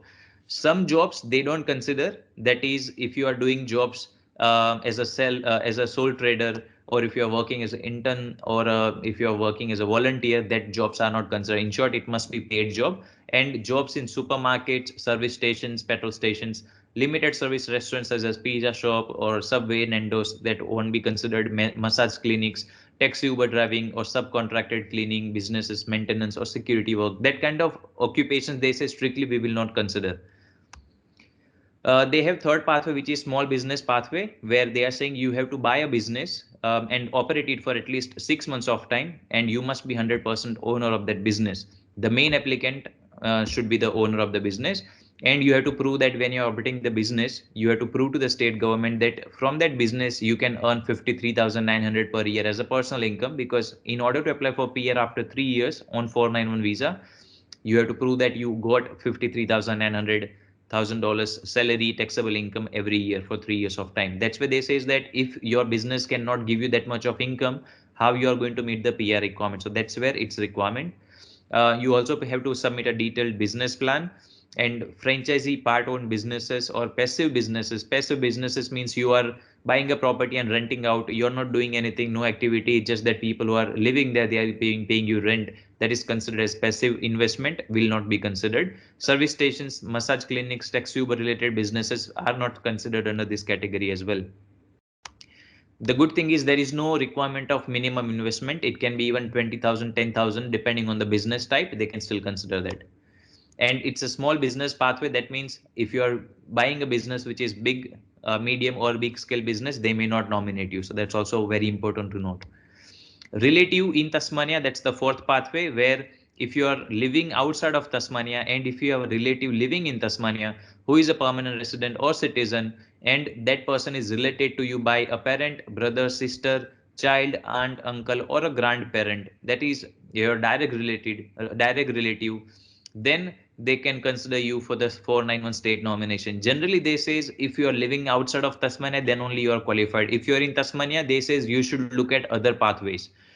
You are also required, your relative is also required to prove that your relative is living in Tasmania for at least 12 months of time. Otherwise, they won't be able to sponsor you. Then after, they are also required to prove that they will be supporting you or assisting you in the process of gaining employment in Tasmania upon your arrival. So whatever financial help or securing a job, whatever kind of assistance is required, they will be saying that, yes, we are happy to help them once they come over here. It is also very important to note that there is another program Usman was also talking about, that there are two options under 491. You either go for a state sponsorship or you go for a family sponsorship. So if you're going for a family sponsorship, department accept first cousins as well. That is your children of your uncle will also be considered, or your partner's relatives can also be considered for the 491 family sponsored pathway. That pathway is different to 491 state sponsorship pathway, where Tasmania is saying if you have a relative in Tasmania, we can sponsor you. The difference is 491 family sponsored pathway is handled directly by the Department of Home Affairs. That means your relative can be living anywhere in Australia. It's not specifically Tasmania or Victoria. Anywhere your relative can be living, but in regional area, then only they can sponsor you. Another thing is, it can be even your first cousin can sponsor you. Also, if you are married, if you don't have your direct relatives, but if you have your partner's relatives, uncle, auntie, cousin as such, they can also sponsor you, even if they are not directly related to you, your partner's relatives, they can still sponsor you. In 491 family sponsored category, person with higher points will be considered first. If points are same, they look at the date of application, same as 189 skilled independent program. More points, higher chances, something like that. The other way is 491 state sponsorship. So this program we are talking about is part of state sponsorship. In this, you have to get a sponsorship from the state government, and in order to get a state sponsorship, state government Tasmania specifically said that your relative must be in Tasmania and your partner's relative cannot sponsor you. So it must be main applicant's relative, and that must be parent, brother, sister, child, aunt, uncle, or grandparent can only sponsor you. So it's very important that you have to meet this requirement. Otherwise, they won't be able to sponsor you. The next program is for overseas applicant. For overseas applicant, there are two programs. First program is where your occupation should be on TSL list. It's not mandatory though, but they prefer people in this category whose occupations are listed under TSL, Tasmania Skilled Occupation List. So your occupation should be on that list. You or your partner must not have lived in any other Australian state within last 12 months, which is also very important. If you have relocated from some other state to Tasmania, or if you are living in some other state, they may not be able to sponsor you. So a lot of time people happen that you visited your relatives in Victoria probably in last 12 months of time, then you went back, and then when you apply to Tasmania, or for example, this is mainly for the people who were in Victoria, for example, or any other state, and then they went back and they really wanted to apply for the Tasmania program within a month, 2 months of time. Because they know that you still have a commitment with Victoria, they may not be able to sponsor you. For people who came on a visitor visa, they can still give exemption to that. I have seen that people who came on a visitor visa, they still consider that kind of people. But mainly for the people who were on some other visa in some other state, they will not be able to nominate. You have to meet the Sorry English. to interrupt. You have about 7 more minutes. Yeah, sure. Thank you. Yeah. Yeah. So other than that, if your occupation is on Tasmania skilled occupation list, that occupation, they have also provided some additional requirements for that particular occupations. For some occupations, they says you require 3 years of experience, or you need a registration, or you need a higher English score. That is what you have to still meet. So English requirement or any other experience or membership or registrations, whatever the requirements are, you have to still meet that requirements. Otherwise, you don't qualify for the program as well. You have to prove that you have sufficient finance capacity or capability, that once in case you get the visa, once you come to Tasmania, you will have sufficient funds to settle or to settle down in Tasmania for 6 months of time. If you are not able to find a job, or you need money to pay rent or whatever the other expenses, for that Tasmania wanted to see whether you will have sufficient funds, because Tasmania don't help you to find job if they are sponsoring you. They just sponsor you for the program. So if you are coming to Tasmania later on, it's all your responsibility to find a job. In case if you're not able to find job within a month, 2 months of time, that's where they says, okay, you must have sufficient finance that you can still stay in Tasmania for some time until you get the job, apart from that, um, you also have to provide a statement from your side or the evidence from your side to prove that there are sufficient employment opportunities available in Tasmania in your occupation. Then Tasmania will consider you, because they says that if you are a mechanical engineer, but then if you think that finding a job in Tasmania is not like it's much more difficult because there are not many jobs available, Tasmania may still refuse your application, saying that if you don't have possibility of finding a job in Tasmania, you may again go to some other state, and that's not beneficial to the state government. So you have to prove with a statement or supporting evidence like advertisement screenshots you can provide, or if you get a job offer as such, all that, or prospective employers contacting you saying we can probably offer you a job once you come over here in Tasmania, that kind of proofs, documents you can provide to Tasmania to prove that you have a genuine or probably better chance of securing job in Tasmania. If in Tasmania skilled occupation list, they have also on the first page, they have also provided some high in demand occupations. If occupation is in high demand, it's not mandatory to provide employment opportunity statement. You don't have to prove that there are a lot of jobs available, because high in demand means they already have a lot of shortage for that occupation. That means they have a job requirements and they don't have sufficient people. That's why this is that if your occupation is in high demand, you are not required to prove that you have much more higher chances of finding a job. If you still provide, not a problem with that. In this process, you are required to submit expression of interest, and you are required to select Tasmania as a preferred state. Then only they will select applicants. So for this program, you cannot straight away apply to Tasmania for the sponsorship. You will have to first apply for the EOI, expression of interest. You have to select Tasmania, your occupation, and the other requirements you have to meet. And then if Tasmania if they think that you have that skills, they will select you. And then within 60 days of time, you have to submit a full application to the state government. So that's the program. Second program is through job offer, very similar program, but over here in this program, you need a job offer. In this program, we also advise other students, if your occupation is not on this list, if you're offshore, you are still encouraged to apply for the program, because they keep assessing the shortage in Tasmania. If they see there is another occupation which is in shortage, which is not part of TSOL, they will still nominate people, they will still select people if you have submitted your expression of interest. So it's always advisable to apply for at least your expression of interest. Job offer pathway means you require a job offer in your nominated occupation. So if your occupation is mechanical engineer, you require a job offer in that occupation. That job offer must be for at least 1 year of time. The business must be operating there for 1 year of time, so business must be 1 year old, and you have to meet additional English or registration, whatever the experience requirements listed on TSOL. If your occupation is on TSOL list, then only you have to meet that. If your occupation is not on TSOL, you are getting a job offer, you can still qualify for the program. So you are not required to meet that extra requirements of experience registration because your occupation does not have extra requirement. That extra requirements are only for the occupation which are on TSOL list. Business must be 1 year old. It must be a genuine ongoing position, same requirement. And you also have to prove that if someone is offering you a job, they should be paying you as per the market salary rate. They cannot pay you lower thinking that they are helping you in terms of getting you a state nomination if they are aware of the state nomination program.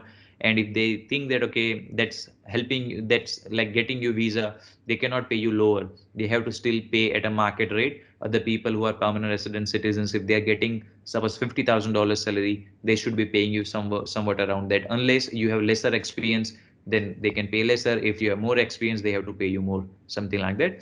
That's end of the state nomination criteria for Tasmania and Victoria. If you have any questions, we can probably, if we have time, then we can take that. And we also request you that if you can provide us a review at the provided link, we will be commenting in the chat box as well. So it will be great if you can leave the review of the session as such. Thank you, Parth. Very insightful and informative indeed. So, guys, we will move on to our South Australia and QLD sessions. But before that, we have just posted. You know, on the chat, the email ID for all our migration agents for all the regions. I know you have lots of questions. We are really sorry. We won't be able to take each one, and there are some very personalized questions. So you can shoot an email to our experts there. Priyanka Mathur has just shared all the email IDs, and we will ensure we get back to you. Otherwise, you can book a consulting. So please, ensure that you read that. So thank you, Parth, and Priyanka, over to you for introducing our next speakers. Thank you, guys. Thank you, Priyanka. Thank you, Parth, for such an amazing session for Victoria and Tasmania.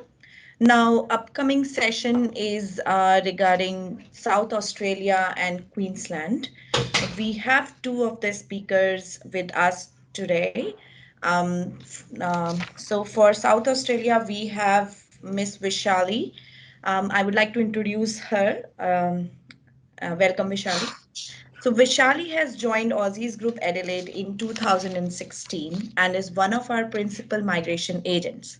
One of the most established migration agents within Aussizz Group, Ms. Vaishalee is an expert in general skilled migration visas and handling skill assessment requirements for a broad spectrum of occupations. She is here to share deep insights on the nomination guidelines for the state of South Australia. Also, we have today Mr. 𝐦𝐚𝐬𝐿. He will be taking care of Queensland state. So we are proud to have our registration migration agent, Mr. 𝐦𝐚𝐬𝐿, in the Aussizz Group team. Mr. 𝐦𝐚𝐬𝐿 is the principal migration expert at our Aussizz Group Mount Gravatt office. He is a migration expert in skill-nominated visas, employer-sponsored visas, and partner visas. Since Mr. 𝐦𝐚𝐬𝐿 always processes his clients' visa application after carefully assessing their work experience and qualifications, reviewing their documents, giving solutions to bring them up, qualifying the criteria, and preparing formal accreditation and nomination applications, he has a track record of lodging successful applications. Let's first start with Vaishalee with South Australia nomination information. Welcome, Vaishalee. Thank you, Priyanka. All right, now if I go straight to the information that is related to South Australia nomination, it has been really a pleasure to talk about South Australia, which has been one of the most favored destinations so far, at least this year. South Australia had introduced a few changes in February for the financial year 2020 and 2021. Now, the program lasted until 28th of June. It has recently closed 2 days ago, which will be reopening on the 19th of July. But I would like to inform viewers about the nomination process that was in practice so far.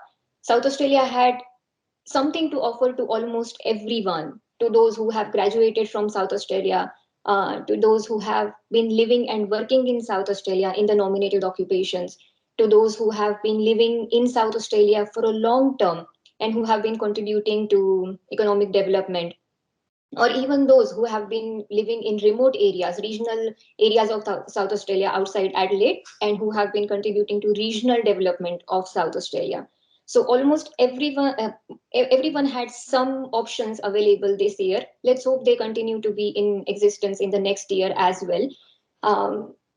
Now, so far, I'll take you straight away to the nomination process and requirements that were in practice, because I think there is a lot of information. South Australia has been really interesting. It's a bit complex as well, but it was interesting to know what the new pathways that they brought in this year. So let's see, I'd like to share the PPT with you.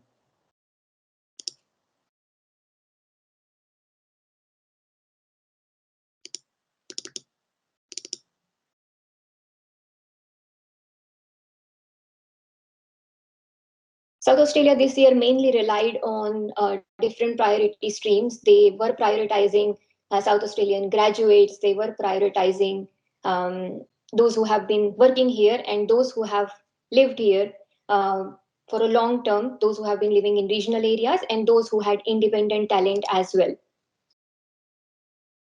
I hope you can view the screen here. Yes, Vaishalee. Yeah. Just the general requirement. If I talk about the general requirements of South Australia, the applicants must be residing in South Australia. So those who have been residing interstate won't be eligible for a state nomination. No matter what stream you are applying from, the applicant has to be in South Australia, applicant and all the family members, of course. In conforming with the departmental guidelines, the age should be less than 45 for skilled migration. Applicants must have a valid and positive skill assessment. You just need to make sure when you are invited, your assessment should not be less than 2 or 3 years old. Every assessment body has different assessment validity. If not mentioned clearly on assessments, the validity will be at least 3 years. Now, the occupation you are nominating must be on South Australia's skilled occupation list, and it should meet the general eligibility requirement. South Australia had a very detailed list of occupations with detailed information about the requirements. So even those who don't have, who are not using migration agents could easily view the requirements where they clearly mentioned about what would be the point requirement, what would be the English requirement, work experience requirement, etc. Now, they must have work experience requirement met. So every occupation had different work experience requirements. It has to be met. I mean, of course, it's true for every state. This is just a general criterion. Applicants, the experience that applicants have must be post-course completion and minimum 20 hours every week or 40 hours per fortnight. This is a forte, this is a niche in South Australia. Majority of the state may have demanded full-time work experience. South Australia generally has accepted part-time work experience always. So far, it has accepted 20 hours a week or at least 40 hours a fortnight. So even the student visa holders who have this condition, they can easily qualify for a nomination. The employment or the experience you are using must be paid and closely related. Most of the times, it has to be closely related unless specified differently. Closely related to the nominated occupation, the occupation in which you have used skills assessment in. Must meet the general English requirement. General English requirement for the department is at least 6 each. So you will qualify for 6 each unless the occupation you are nominating clearly states that yes, there is a higher English requirement. Some occupations require proficient English, some occupations require proficient plus, but the eligibility criterion was still at 6. Both 190 and 491 visa nominations, they were subject to a limited quota every program year. I think it's true about every state. As soon as, like this year, state often closed and then opened, mainly because of the quota. So they have few seats available for, let's say, a certain financial year. As soon as the seats are filled, they will move ahead to the next financial year. But yeah, that's true for every state, I think.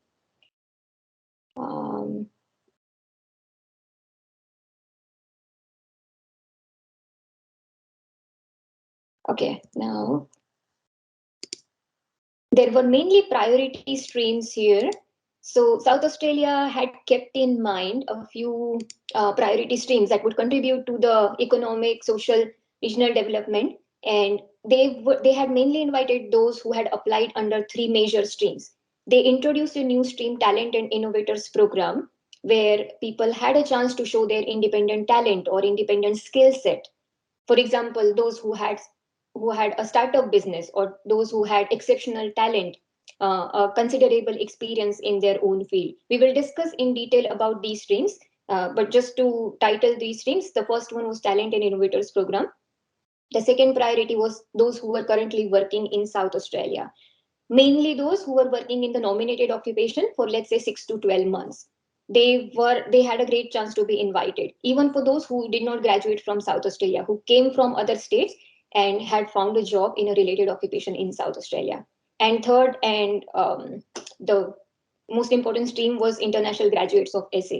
They have always given priority to international graduates of SA who had access to different waivers and concessions as well this year.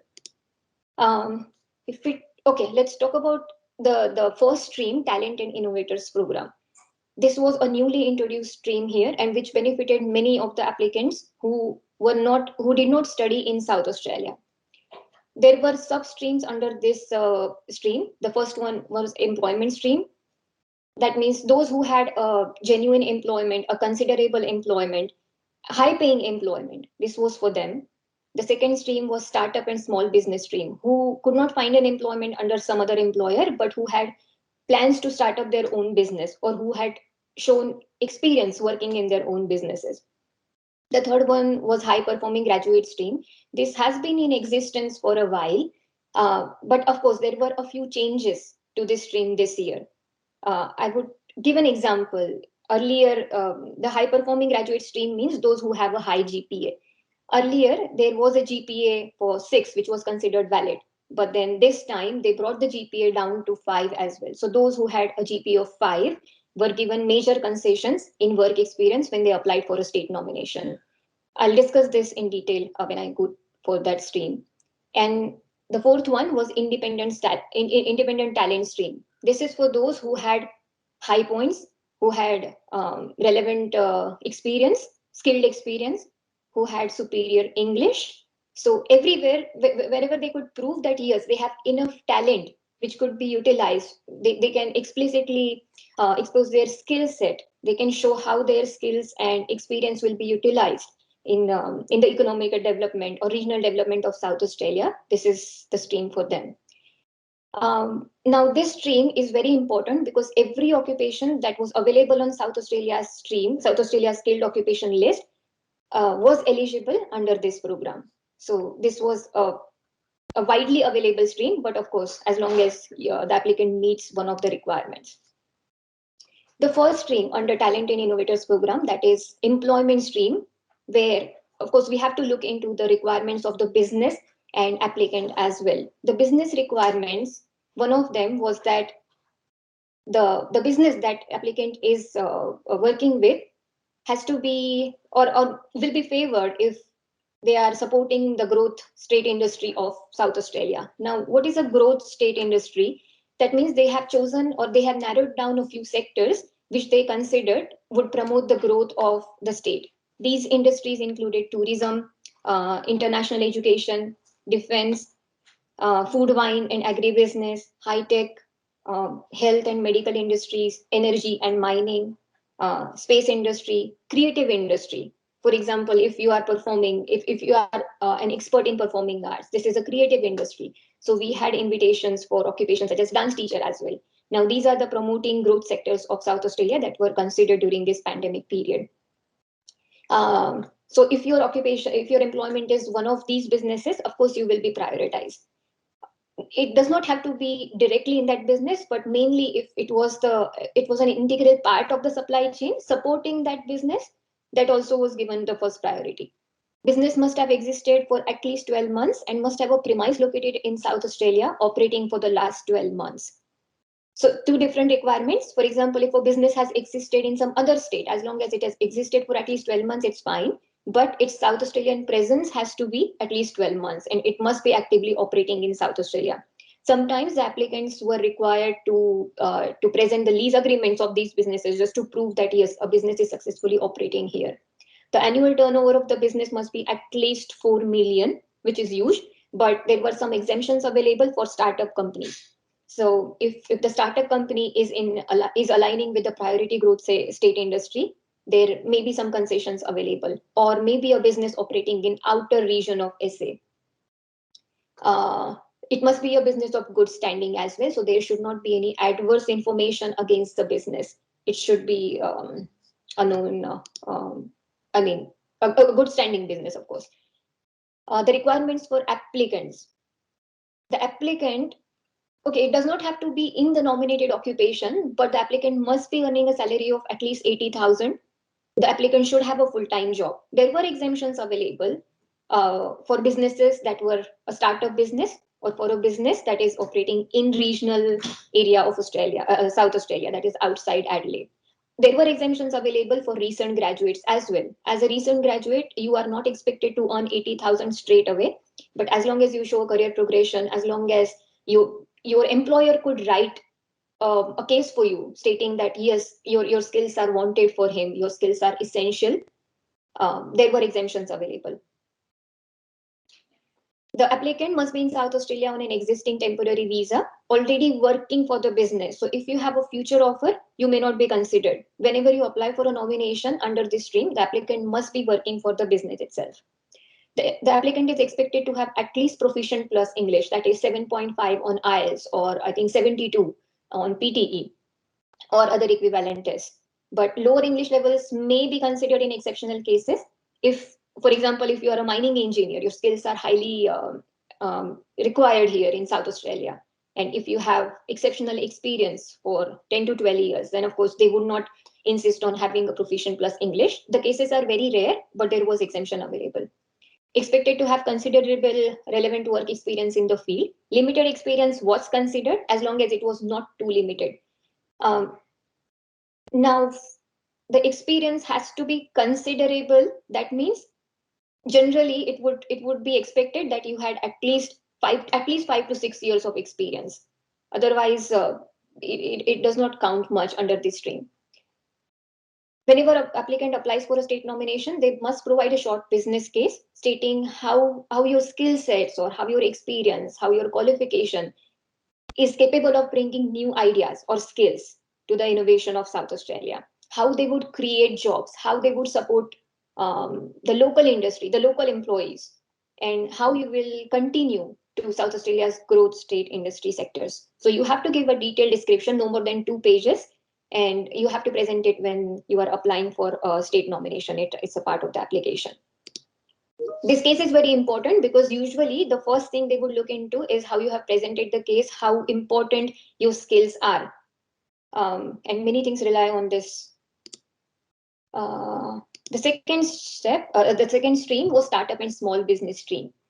Now, this is for those applicants who have started a business in South Australia, who are working on ABN, and then let's look at the business requirements that they had. The business must have been established in South Australia, operating in South Australia for at least last 12 months. And the applicant himself or herself must have resided in South Australia for at least 24 months. If someone has come from interstate, they must have lived in South Australia 24 months and they have successfully operated the business in South Australia for the past 12 months. Currently, there is no investment requirement. Last year there wasn't any. Let's see if there is any in future, but so far, no. The business income that was generated has to be the minimum taxable income, has to meet the minimum taxable income requirement presented by the Department of Immigration, which is currently 53,900. So if someone has only part-time work rights and they have started a business, it may not work for them because it's very difficult for them to work part-time in that business and generate this much income unless the business is really exceptional. For CISA visa is it no longer exists in South Australia. It was 408 issued by introduced by South Australia, that's supporting innovation in South Australia under 408. This is not offered any longer right now, but those who have already been offered this visa, they must have been run a business in South Australia for the past 6 months, and they must have resided in South Australia continuously while they were operating the business. Now, the business that aligns with the growth state industry sector will be favored, of course. If you have exceptional idea which is out of these growth industries, it's still fine, but usually they have covered a very wide range of industry sectors here under the growth state industry sector. So I think the business has to be one of them, and it will be greatly favored. Business employing 2 full-time employees will have the first priority. They just want to see the scale of the business. So if your business is capable of generating 53,900 for yourself, plus if the business has the capacity to employ at least 2 full-time employees, the business will be favored. It wasn't a mandatory requirement, but such businesses will be prioritized. Again, the same thing. Whenever the applicant makes an application, they have to present a detailed business case. They have to show what research they have conducted into this industry and what understanding they have about relevant industry in South Australia, and how your experience and how your skills will contribute to South Australia's economic and regional growth. Those applicants who have been self-employed, for example, South Australian graduates who have not been able to find another employer but who are working on APN, who are self-employed, they must apply through this stream. Franchisee businesses are ineligible for this stream, so it has to be its standalone business. No franchise is accepted. The most important one, high-performing graduate stream. Now, this is a very important stream because it relates to South Australian graduates, and it offers waivers to work experience. High performing graduate stream is for those who have studied from South Australia and who have a GPA of at least 5 or at least 6. The courses, it covers a wide range of courses. Earlier, there was only a bachelor or there was only a master by research. This year, they also covered master by coursework, which was a relief to South Australian graduates. Earlier, they had an expectation that the applicant must have completed the course from a public university. But this year, thankfully, they also covered other universities which are not public. And many South Australian graduates have benefited from this stream. General requirements under this stream, they must have completed at least a relevant bachelor or higher qualification in South Australia in the last 2 years. If your qualification is beyond the last 2 years, it may not be accepted. At least 50% of qualification must be in SA. This is mainly for those who have traveled from interstate. For example, if you have studied a 2 years course, 1 year was in Melbourne and another year, the last year, at least 50% of course should be in South Australia. SA qualification must be in the same field as skills assessment and assessed and nominated occupation. For example, if you are nominating mechanical engineer, the course that you study here must be highly related. Applicant must be currently residing in South Australia and have continuously resided in South Australia post-course completion. If you complete a course, if you change your state and then come back, this may not apply. Then you will have to look for another pathway. But if you have completed a graduation here, you must have continuously resided in South Australia in order to apply under this stream. Applicants are expected to have proficient English overall, that is 7 overall. They did not require 7 each or equivalent, but at least overall English at proficient level, unless specified higher for your occupation. Some occupation may have required 8 each, or some may have required 7.5, but unless stated clearly, they were expected to have proficient English overall.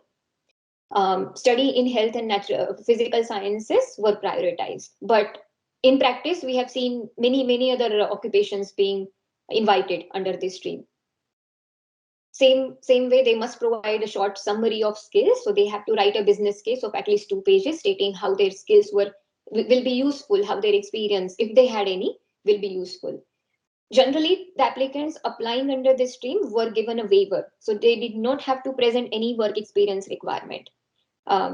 South Australian graduates or other people, now because this stream is mainly for South Australian graduates, usually they would require at least 3 months of experience for 491 or at least 6 months of experience for 190.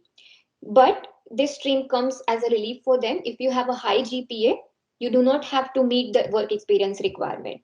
If you have a GPA of 5, the applicant was eligible for a 491 without having to show 3 months of experience.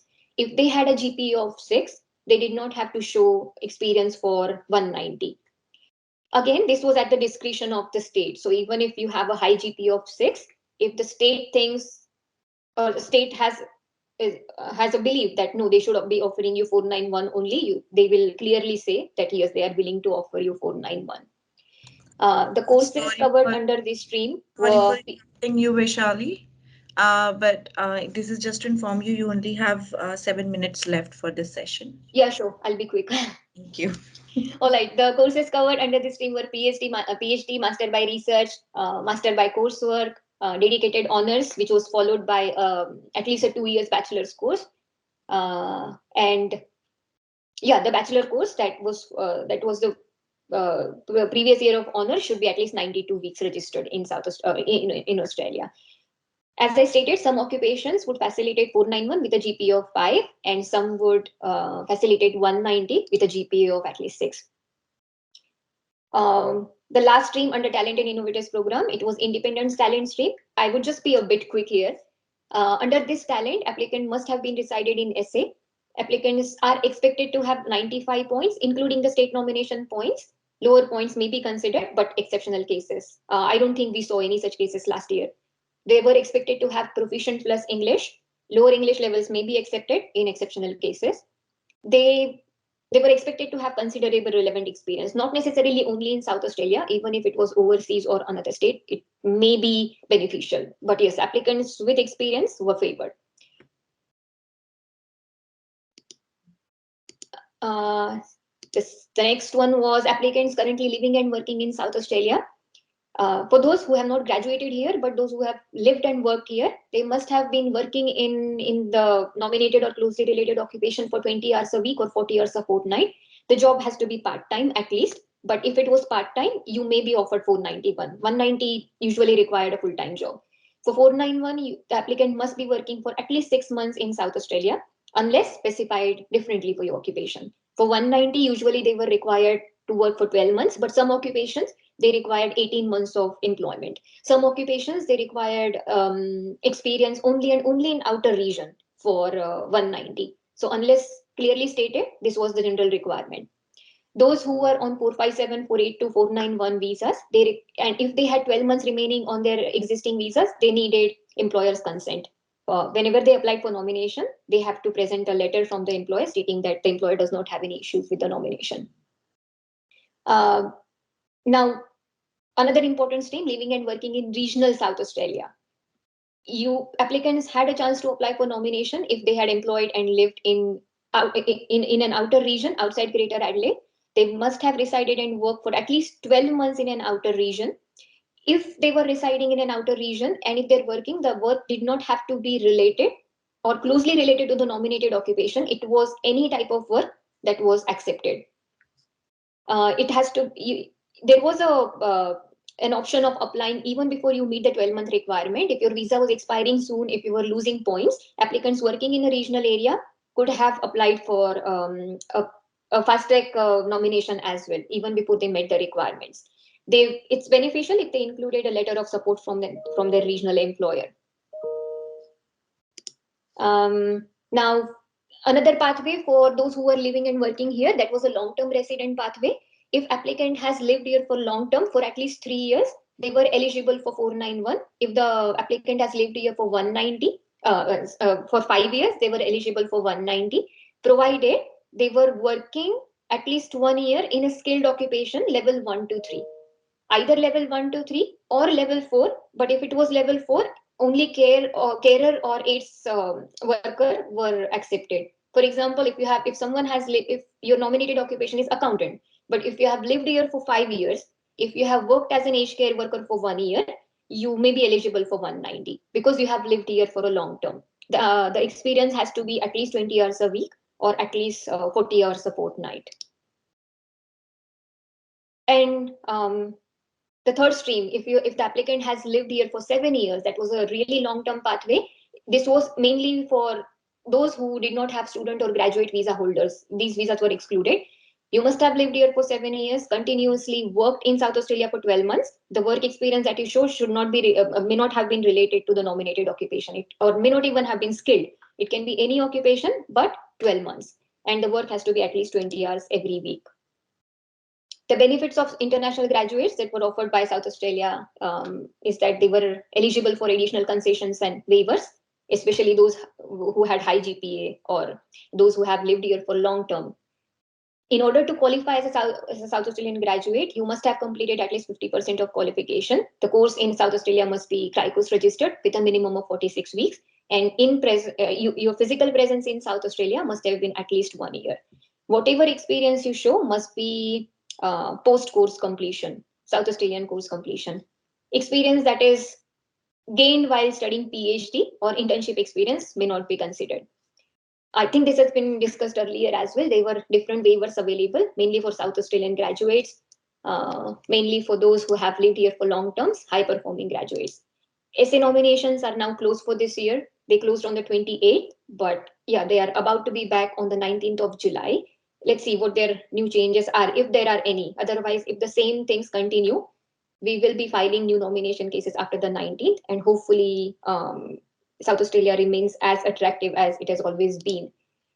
Apart from just a quick overview, apart from these skilled nomination options, there are employer-sponsored visas available in South Australia that come under designated area migration schemes. Those who have found an employer in South Australia, and if the employer is willing to sponsor them, there are some concessions available, concessions relating to age or salary or maybe English. Those can be found in detail. If you have any questions about these 𝐷𝐴 occupations, you can talk to us directly because it requires a detailed discussion. The session has been really quick, but yeah, this was just a general overview. If you have any questions, you can talk to us directly and we can discuss in detail. And yeah, if you have a chance to leave your session review in the end, I think I would end this session. Malay has been waiting. Thank you, Vaishalee. We have Malay here for the next session.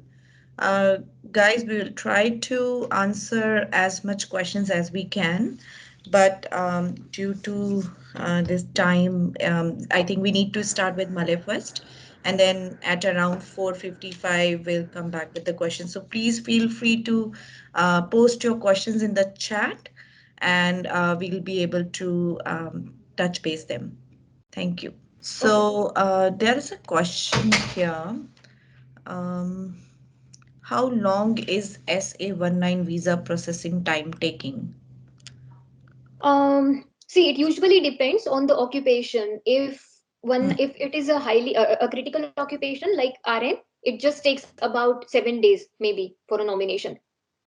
But otherwise, the usual time is 2 to 3 months. Okay, thank you. There is another question from Aditya. He says, working as an accountant in regional South Australia from last 6 months. Yeah. What are the opportunity for 491?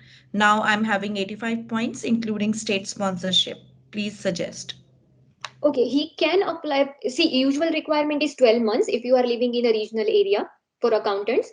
But he can apply provided he has a letter from his employer stating that the business requires him, and he will be given a full-time contract if he has a 491 visa. There is a chance for him to apply for 491 even on the 6 months experience. Okay, yeah. Thank you so much, Vaishalee. Okay. There is another question. Yeah, from Lily. I am a registered nurse. I studied my full degree in Perth. Yeah. My 1-year experience will be obtained in this July. I had ANMAC done on critical and emergency RN. Yeah. Currently, I'm working at regional hospital. I had launched my EOI at May 2021, 75 points. What are my chances through 189-190-491 pathway? Okay, So, but she hasn't mentioned where the work experience has been. If it is not in South Australia does not consider them. sorry, yeah, she hasn't mentioned that. She just mentioned that she has a full degree from Perth. She has studied from Perth. Yeah, and if her skill assessment is in RN NEC, Perth may not have an option right now. Only let's see what happens after July. But if she comes to South Australia, works here for 6 months part-time, she does qualify for 491. Okay, Yeah. Okay. Thank you so much, Vaishali, for helping. I Okay. think Malay is all set up with the. Um, okay, there is one question, very good question, I would say. If you can Yes. just shed some light on this. What is the difference between invite and nomination? Okay, so the process is I wanted to cover it, but sorry, I did not have Yeah. time. I think it was too short. No. You usually submit an EOI, and then there is a separate nomination application that you have to submit to South Australia. Once that nomination application is approved, you receive an invite from the department. Oh, So it goes like EOI, nomination, and once the nomination is approved, you receive an invite for the oh, visa. thank you so much, Vishali. That was a very brief answer, and then you cleared almost everything. Yeah, So I think Malay is now ready to present. Welcome, Malay. Um, and yeah, I'm just. I should mute myself, right? Yes, Vishali. Yeah, Thank you so sure. much. Okay, yeah. Thanks. Vaishali, please be with us towards the end. There might be more questions. Thank you. Yes, I will.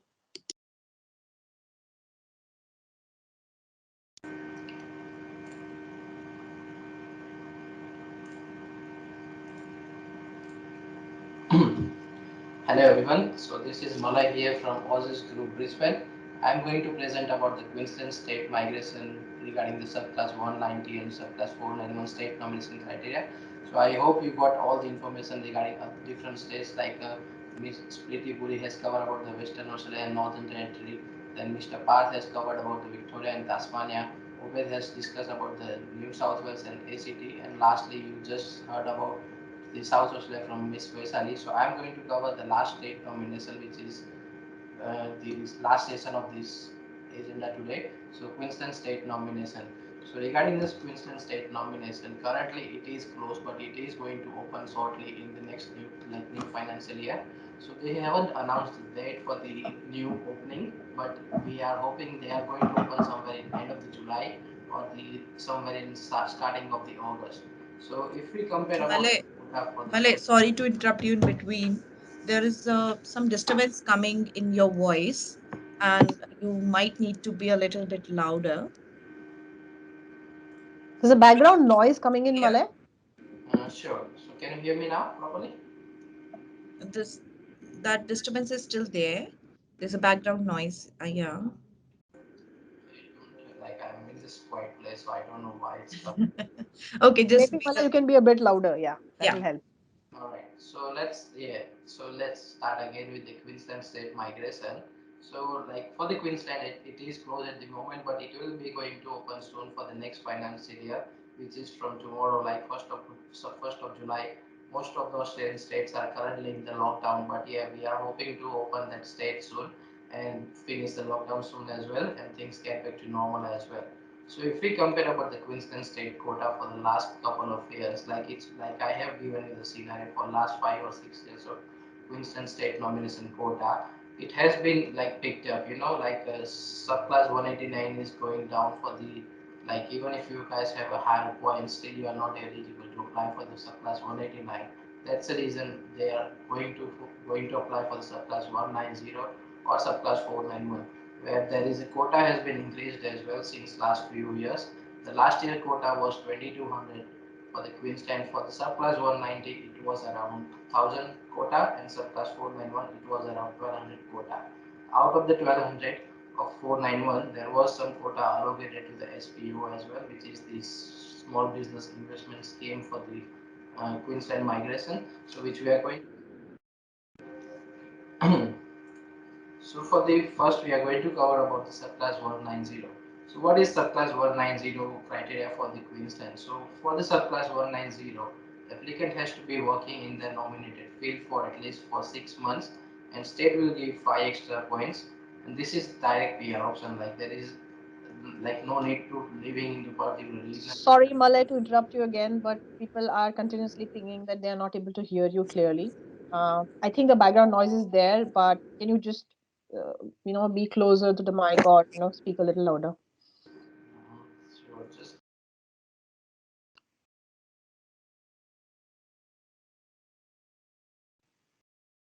Guys, just bear with us. We are just looking in the issue.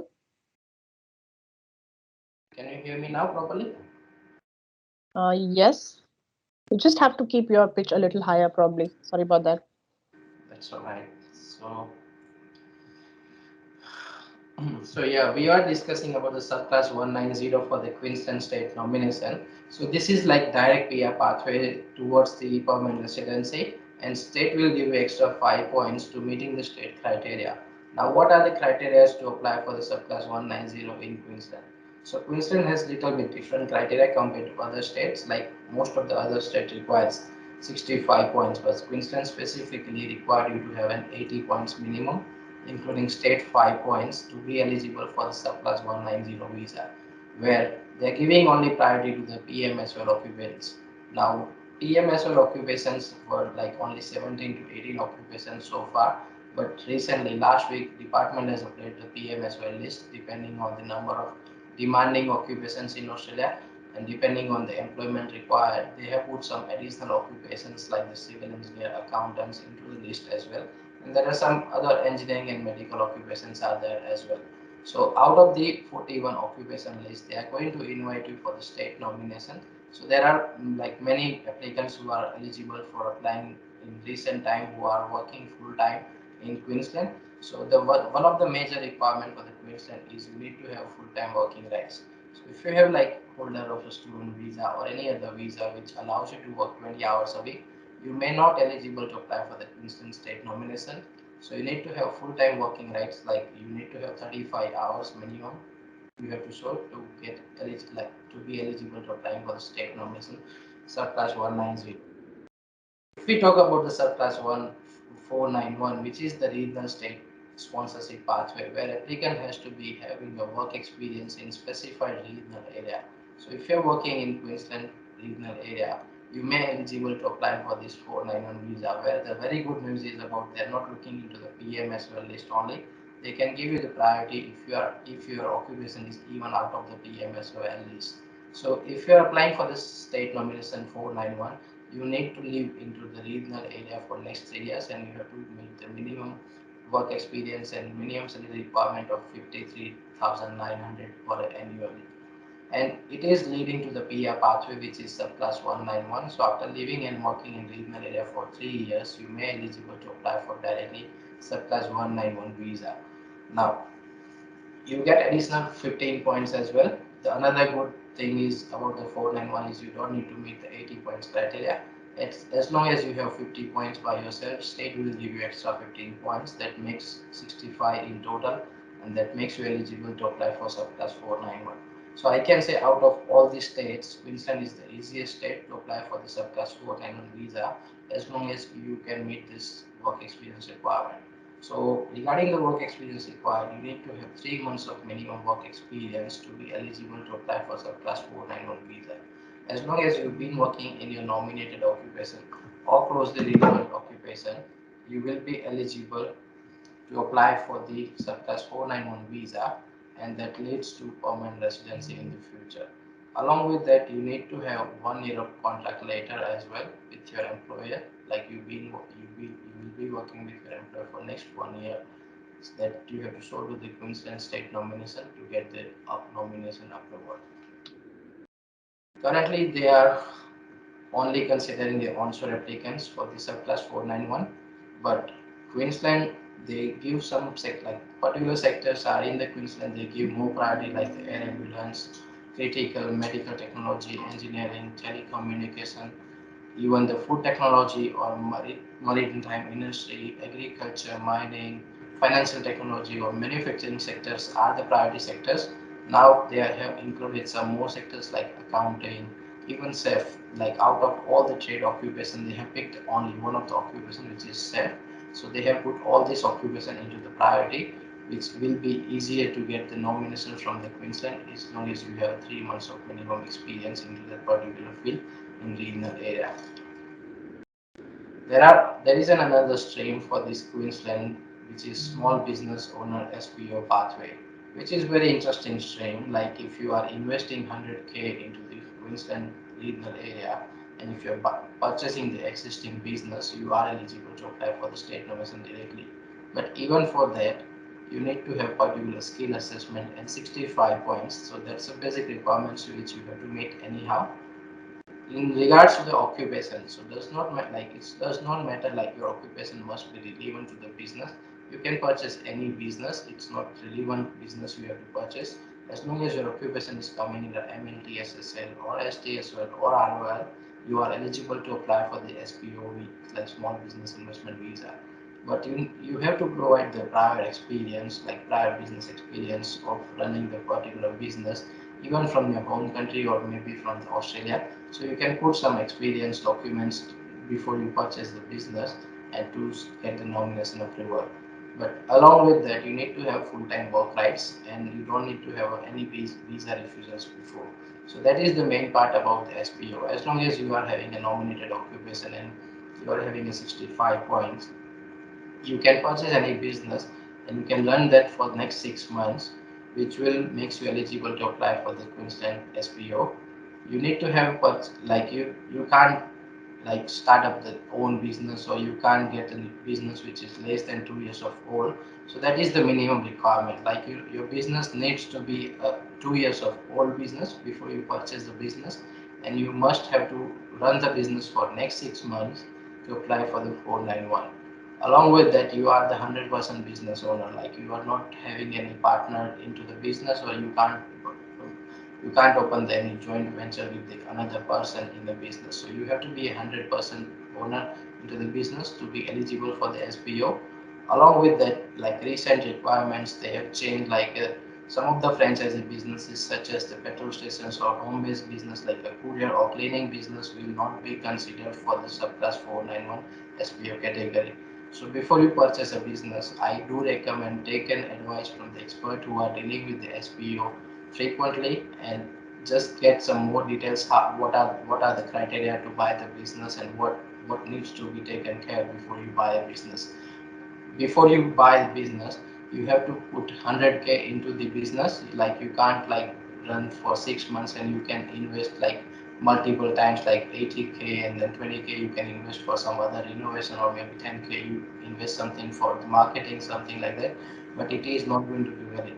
You have to have a 100K investment before you purchase the business. That's the main criteria regarding the small business industry.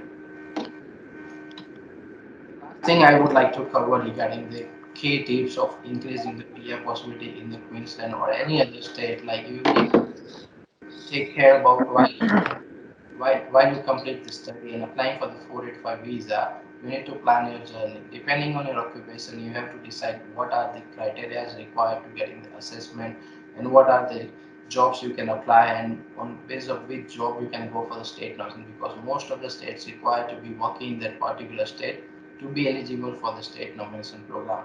You need to try to get an experience from the regional area, which is going to benefit, because if you're working in regional area, you can eligible to apply for subclass 190 along with subclass 491 as well.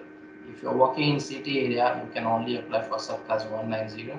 So there is two choices you will have if you're working into the regional area, and department will give you the priority as well if you are working into the regional area. Try to increase the points, like specifically for Queensland. As I mentioned, the 80 points is the requirement to get the state nomination. So try to get partners point. Like if you're married, you need to have a partner skill assessment and 6 seats to get a 10 points. Or maybe if your partner can get at least 6 each, that will help you with the 5 extra points, because single applicant directly gets 10 points, where the couple they have to work hard to get extra points for the partner. Other things, like if you are a student at the moment and if you are studying at the moment, look for the education counselor or see the migration agent who can help you to find the right course, rather than choosing the different course which doesn't leads to PR or doesn't give the skill assessment directly. Because I have seen many students, they coming to us and they are asking, okay, I have completed my study, I have spent $80,000 in my masters, but that course doesn't lead to PR, that is not in the PR list. So what should I have to do? So definitely choose the wise course and try to study into regional area, which gives you help to get an extra 2 years of 1 or 2 years of temporary resident visa as well. Even that helps you to get extra 5 points towards the permanent residency. So if you have done IT, accounting, or engineering, try to look for the professional year program as well. That gives you help with the trying to boost 5 extra points towards your PR journey, as well as that will help you to get the internship as well. Like while doing the professional year, you have to complete 6 months for the studies, 7 months for the studies and 3 months for the internship. So where 3 months of internship leads to the job. So if you're performing good into the internship and the employer likes your work, they can hire you and they can give you the full-time contract, and that leads to the state nomination, because state nomination requires at least 1 year of contract for this applying for the 19049 visa. Do not rely on the information which is referred by your friends or anywhere you get like getting the other information. Try to rely the information from the migration agent, or go with the online, like you can check, like most of the things are online at the moment as well. You can check all the PR possibilities online as well, and you can importantly, last thing I would like to cover: seek a professional advice before you make any decision. That's all for the Queensland State nomination. Thank you very much for the listening us. And if you would like to know more about like Queensland State nomination criteria, you can feel free to contact me. My email ID is malay.kamar@rosesgroup.com, and my contact details are as below as well. Thank you very much. Thank you, Malay. So, guys, good news. We have close to 10 minutes now, and we'll take a few questions. So, please don't mind if your question was not selected. We've just randomly selected questions. But there is a Q&A session happening at 5 o'clock. So, if your question is not answered, you can jump into that. Specifically, that session is for Q&A. And, two of our best migration agents, our directors, are going to be there. So, they will answer your questions. So, without wasting more time, I'll just start the questions. I think Parth. We have Parth for Victoria and TAS. He also joined again on my request, and we have Vaishalee and Malay. So I will take a question from Chavinda De Silva.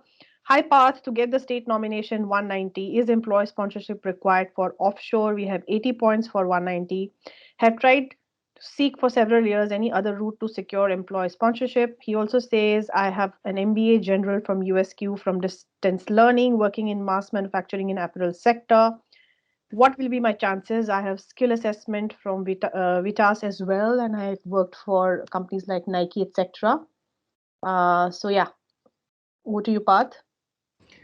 Yeah, sure. Look, in order to get employer sponsored visa, it's mandatory that you have to find employer as such who has a shortage of your skill in that business. And if they say that we are not able to find suitable candidates who are Australian permanent residents or citizens, and that's where they wanted you to work for them, and that's where, because you don't have a visa, so they are telling the department that we are sponsoring this person, give this person a visa so that he can come to Australia and he can work and fill the shortage over here, so that the business can continue, and alternatively, in a way, it help Australia as well, increasing the economy in a way, so when you are saying that how can I look for employer as such, the best way will be applying for jobs online through multiple job advertisement portals such as Seek, Job Active, Career One. There are a lot of portal as such. So look for relevant jobs, and I have also seen that sometimes employer also mention when they advertise the position, they also state that they can also sponsor individual. So I would say better you target that kind of jobs, because employer already know that okay, there is a program called employer sponsored visa and they really wanted to sponsor you. So you don't have to later on convince them saying that okay, sponsor me, because they are happy to sponsor people as such. So that is one thing. If they haven't mentioned anything about sponsoring you apply for the job. In the interview you can tell them that I'm currently offshore or I'm in Australia, and I need a sponsorship so that I can work with you, because I don't have a valid visa where I can work with you full time. If suppose you are on a student visa in Australia, or for you, if you are outside of Australia, you have to say that okay, I don't have any visa without which you cannot come to Australia, you cannot work for the employer. So in interview, if employer think that you have pretty much higher skills and they are not able to get any other individual which has much more higher skills as you, then probably they will consider you. And this program is made as such that employer will sponsor people who are outside of Australia if they think that you have pretty much a skill which every other person does not have that. So that way employer will consider applicant as such. But then there is no any other way around where you will look for employer. You can also see through LinkedIn profile, if you have any friends over here, see if they can also refer you for such jobs. That way also it might be beneficial to you. Thanks, Parth. I hope that helps, Chaminda. But we have shared Parth's email ID. If you want further help, you can contact him, and I'm sure he'll be very happy to help you. The next one is for Malay. So Pawan Ann is asking, "Hi Malay, is casual job okay for state nominations in QLD?" Hi Pawan, as long as you've been working 35 hours a week, it can be considered. But once you get the state nomination invite, you have to serve 12 months of contract from that as well. So if you are working casual, it's fine as long as you are working 35 hours a week. Right. So thank you, Malay. Another one is, I think Sunny has been asking this question. I have bachelor's of IT from India. I have 6.5 years experience as network administrator from India. 7 each bands achieved skill assessment positively received as network administrator based on Indian qualification and Indian experience. Presently studying MBIS in Adelaide and finishing by December 2021. How are my chances for 491 and 190? I think Vaishalee, do you want to answer this question? Sure. Yeah. So if you're already studying in South Australia and if you have a valid skill assessment based on your previous experience, because this is an MBIS course, it is related to the nominated occupation, not highly related, but still closely related. All you have to prove is either you have a high GPA or else you will need to find 3 months of employment in South Australia that is related to the nominated occupation. If you have an assessment as a network engineer, if you find a related means any job that is assessed by the same assessment authority. So any job that is assessed by ACS is considered relevant in South Australia. Either go for a high GPA or else find 3 months of employment. Earlier, a couple of years ago, there was a pathway. They would consider your overseas experience as well. If the overseas experience was at least 1 year within the last 3 years, state nomination option was possible. Last year, maybe because of pandemic, they had changed requirements. They would not consider your overseas experience. So as of now, the recent requirement was that either have 3 months of experience or a high GPA. Thank you, Vishali. There's another one for Parth. I am residing, so this is Daniel DeMello. I'm residing in Victoria since Jan 2018 and applied for 263111. I have 85 points, including state nomination. What are my chances of invite in this year? Parth. Look, if you are looking at 189, I would say that the chances of getting an invite will be much more lesser, because in this occupation we have seen a lot of people are waiting, and 189 program, they are squeezing the number. So it's possible, because we have seen that other states, Canberra recently announced that their quota for the 190 and 491 state nomination is increasing. Last year it was like they can sponsor 1400 people. This year they are saying that they will be granting 2000 state nomination as such. Now for the entire year, the program number is same as last year, which is 160,000 permanent residency visas they will be granting.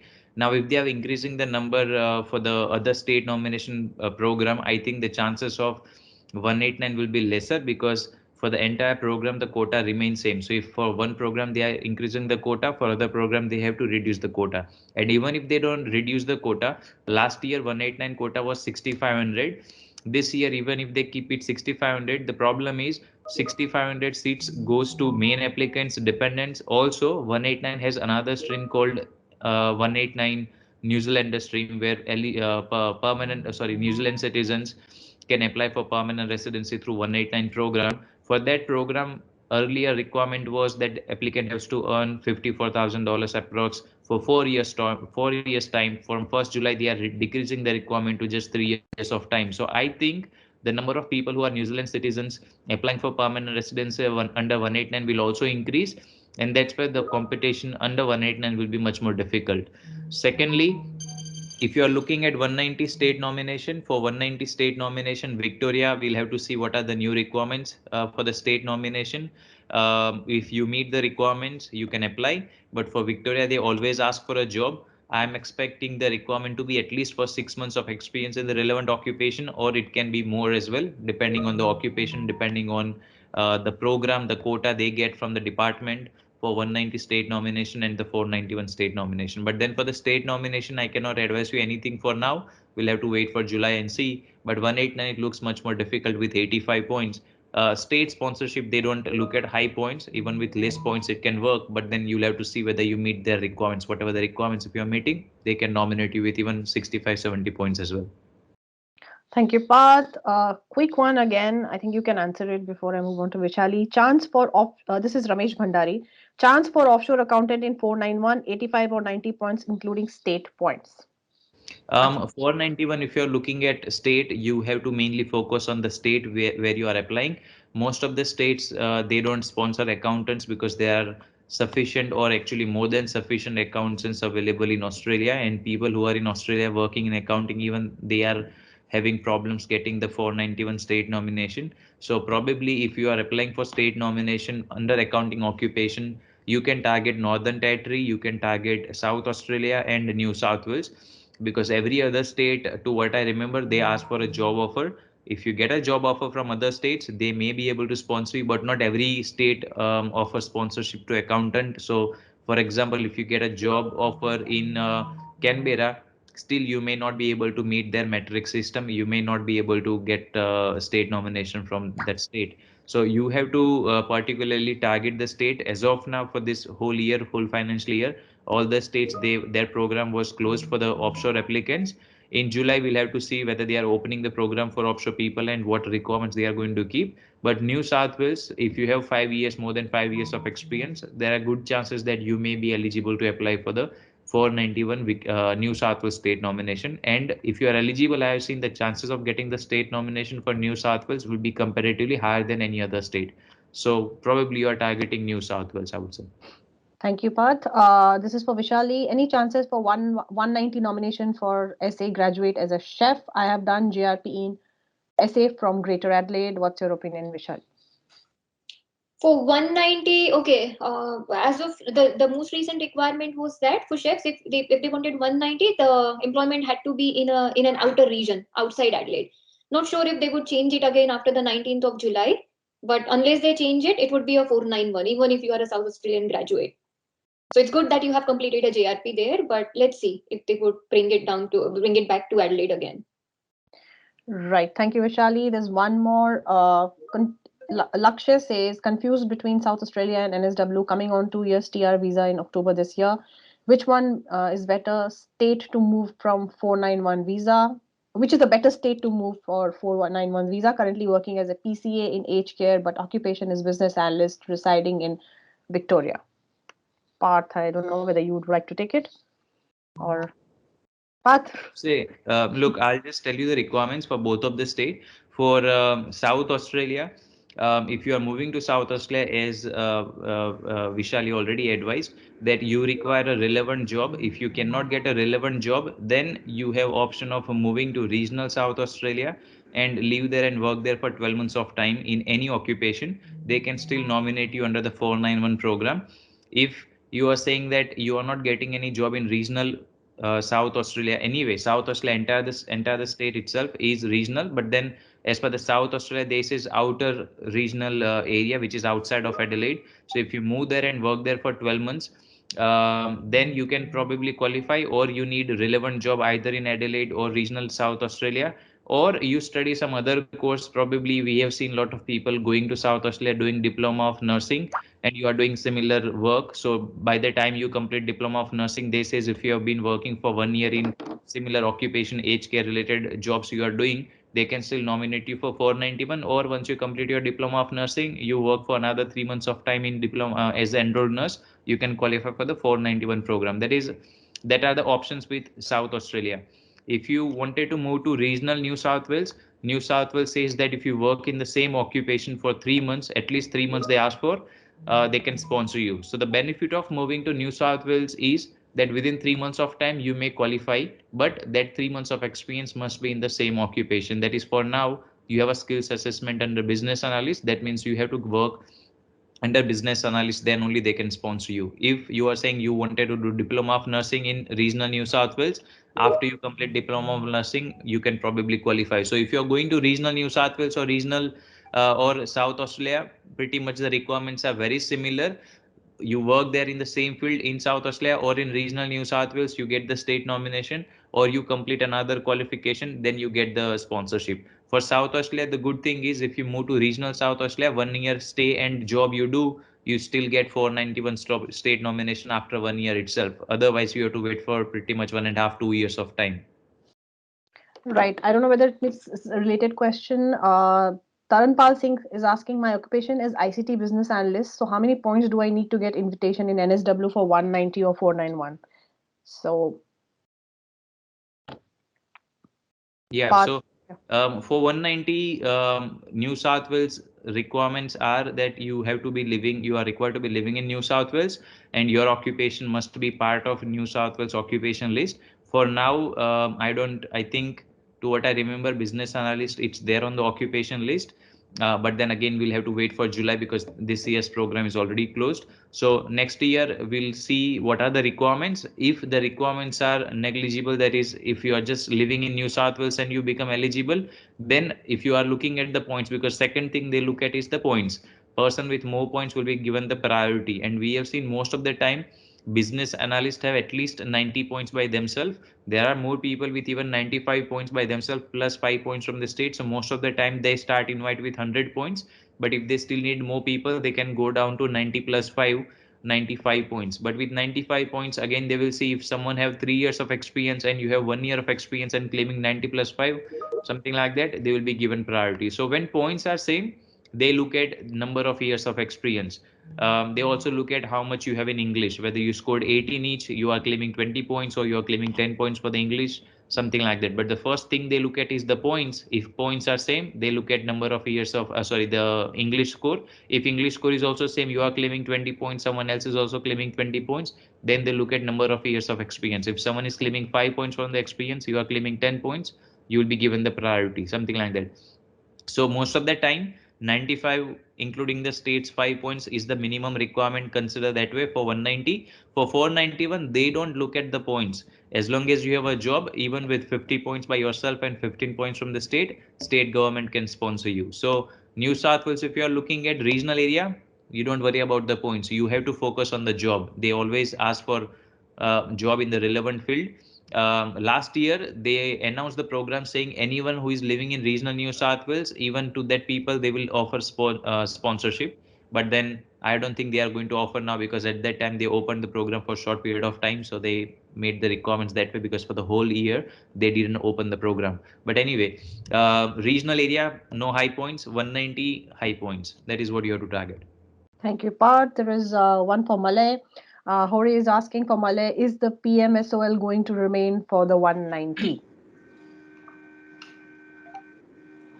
Yes, Georgie, it will be remain same for the subclass 190. For the Queensland, they are going to give the priority to the PMSOL occupations, and recently PMSOL list has been updated. Almost more than 40 occupations are there. So it will be given more priority. If you are coming under the COVID, like if you are working as a COVID recovery sector and you can prove that like you are the essential part of your particular job or like work sector, you may get another priority as well, even if your occupation is not in the PMSOL list. Thank you, Malay. Guys, we have lots of questions, and we have already 7 minutes past 5.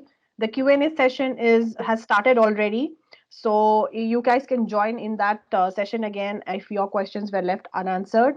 We will try to answer your question there. Otherwise, we have your details. We'll get back to you, or you can let us know what your specific question is, and the email IDs of all the panelists have been shared. We'll share it again here. So, you can directly ask your questions to one of the panelists here, Parth, Vaishalee, Malay, or the ones who are not there, right? So thank you for being with us today. Sorry, we were not able to take all the questions. It's not possible to take so many questions, but we will try and respond to all of you if you write back to us again. And please ensure that you leave feedback for the sessions, right?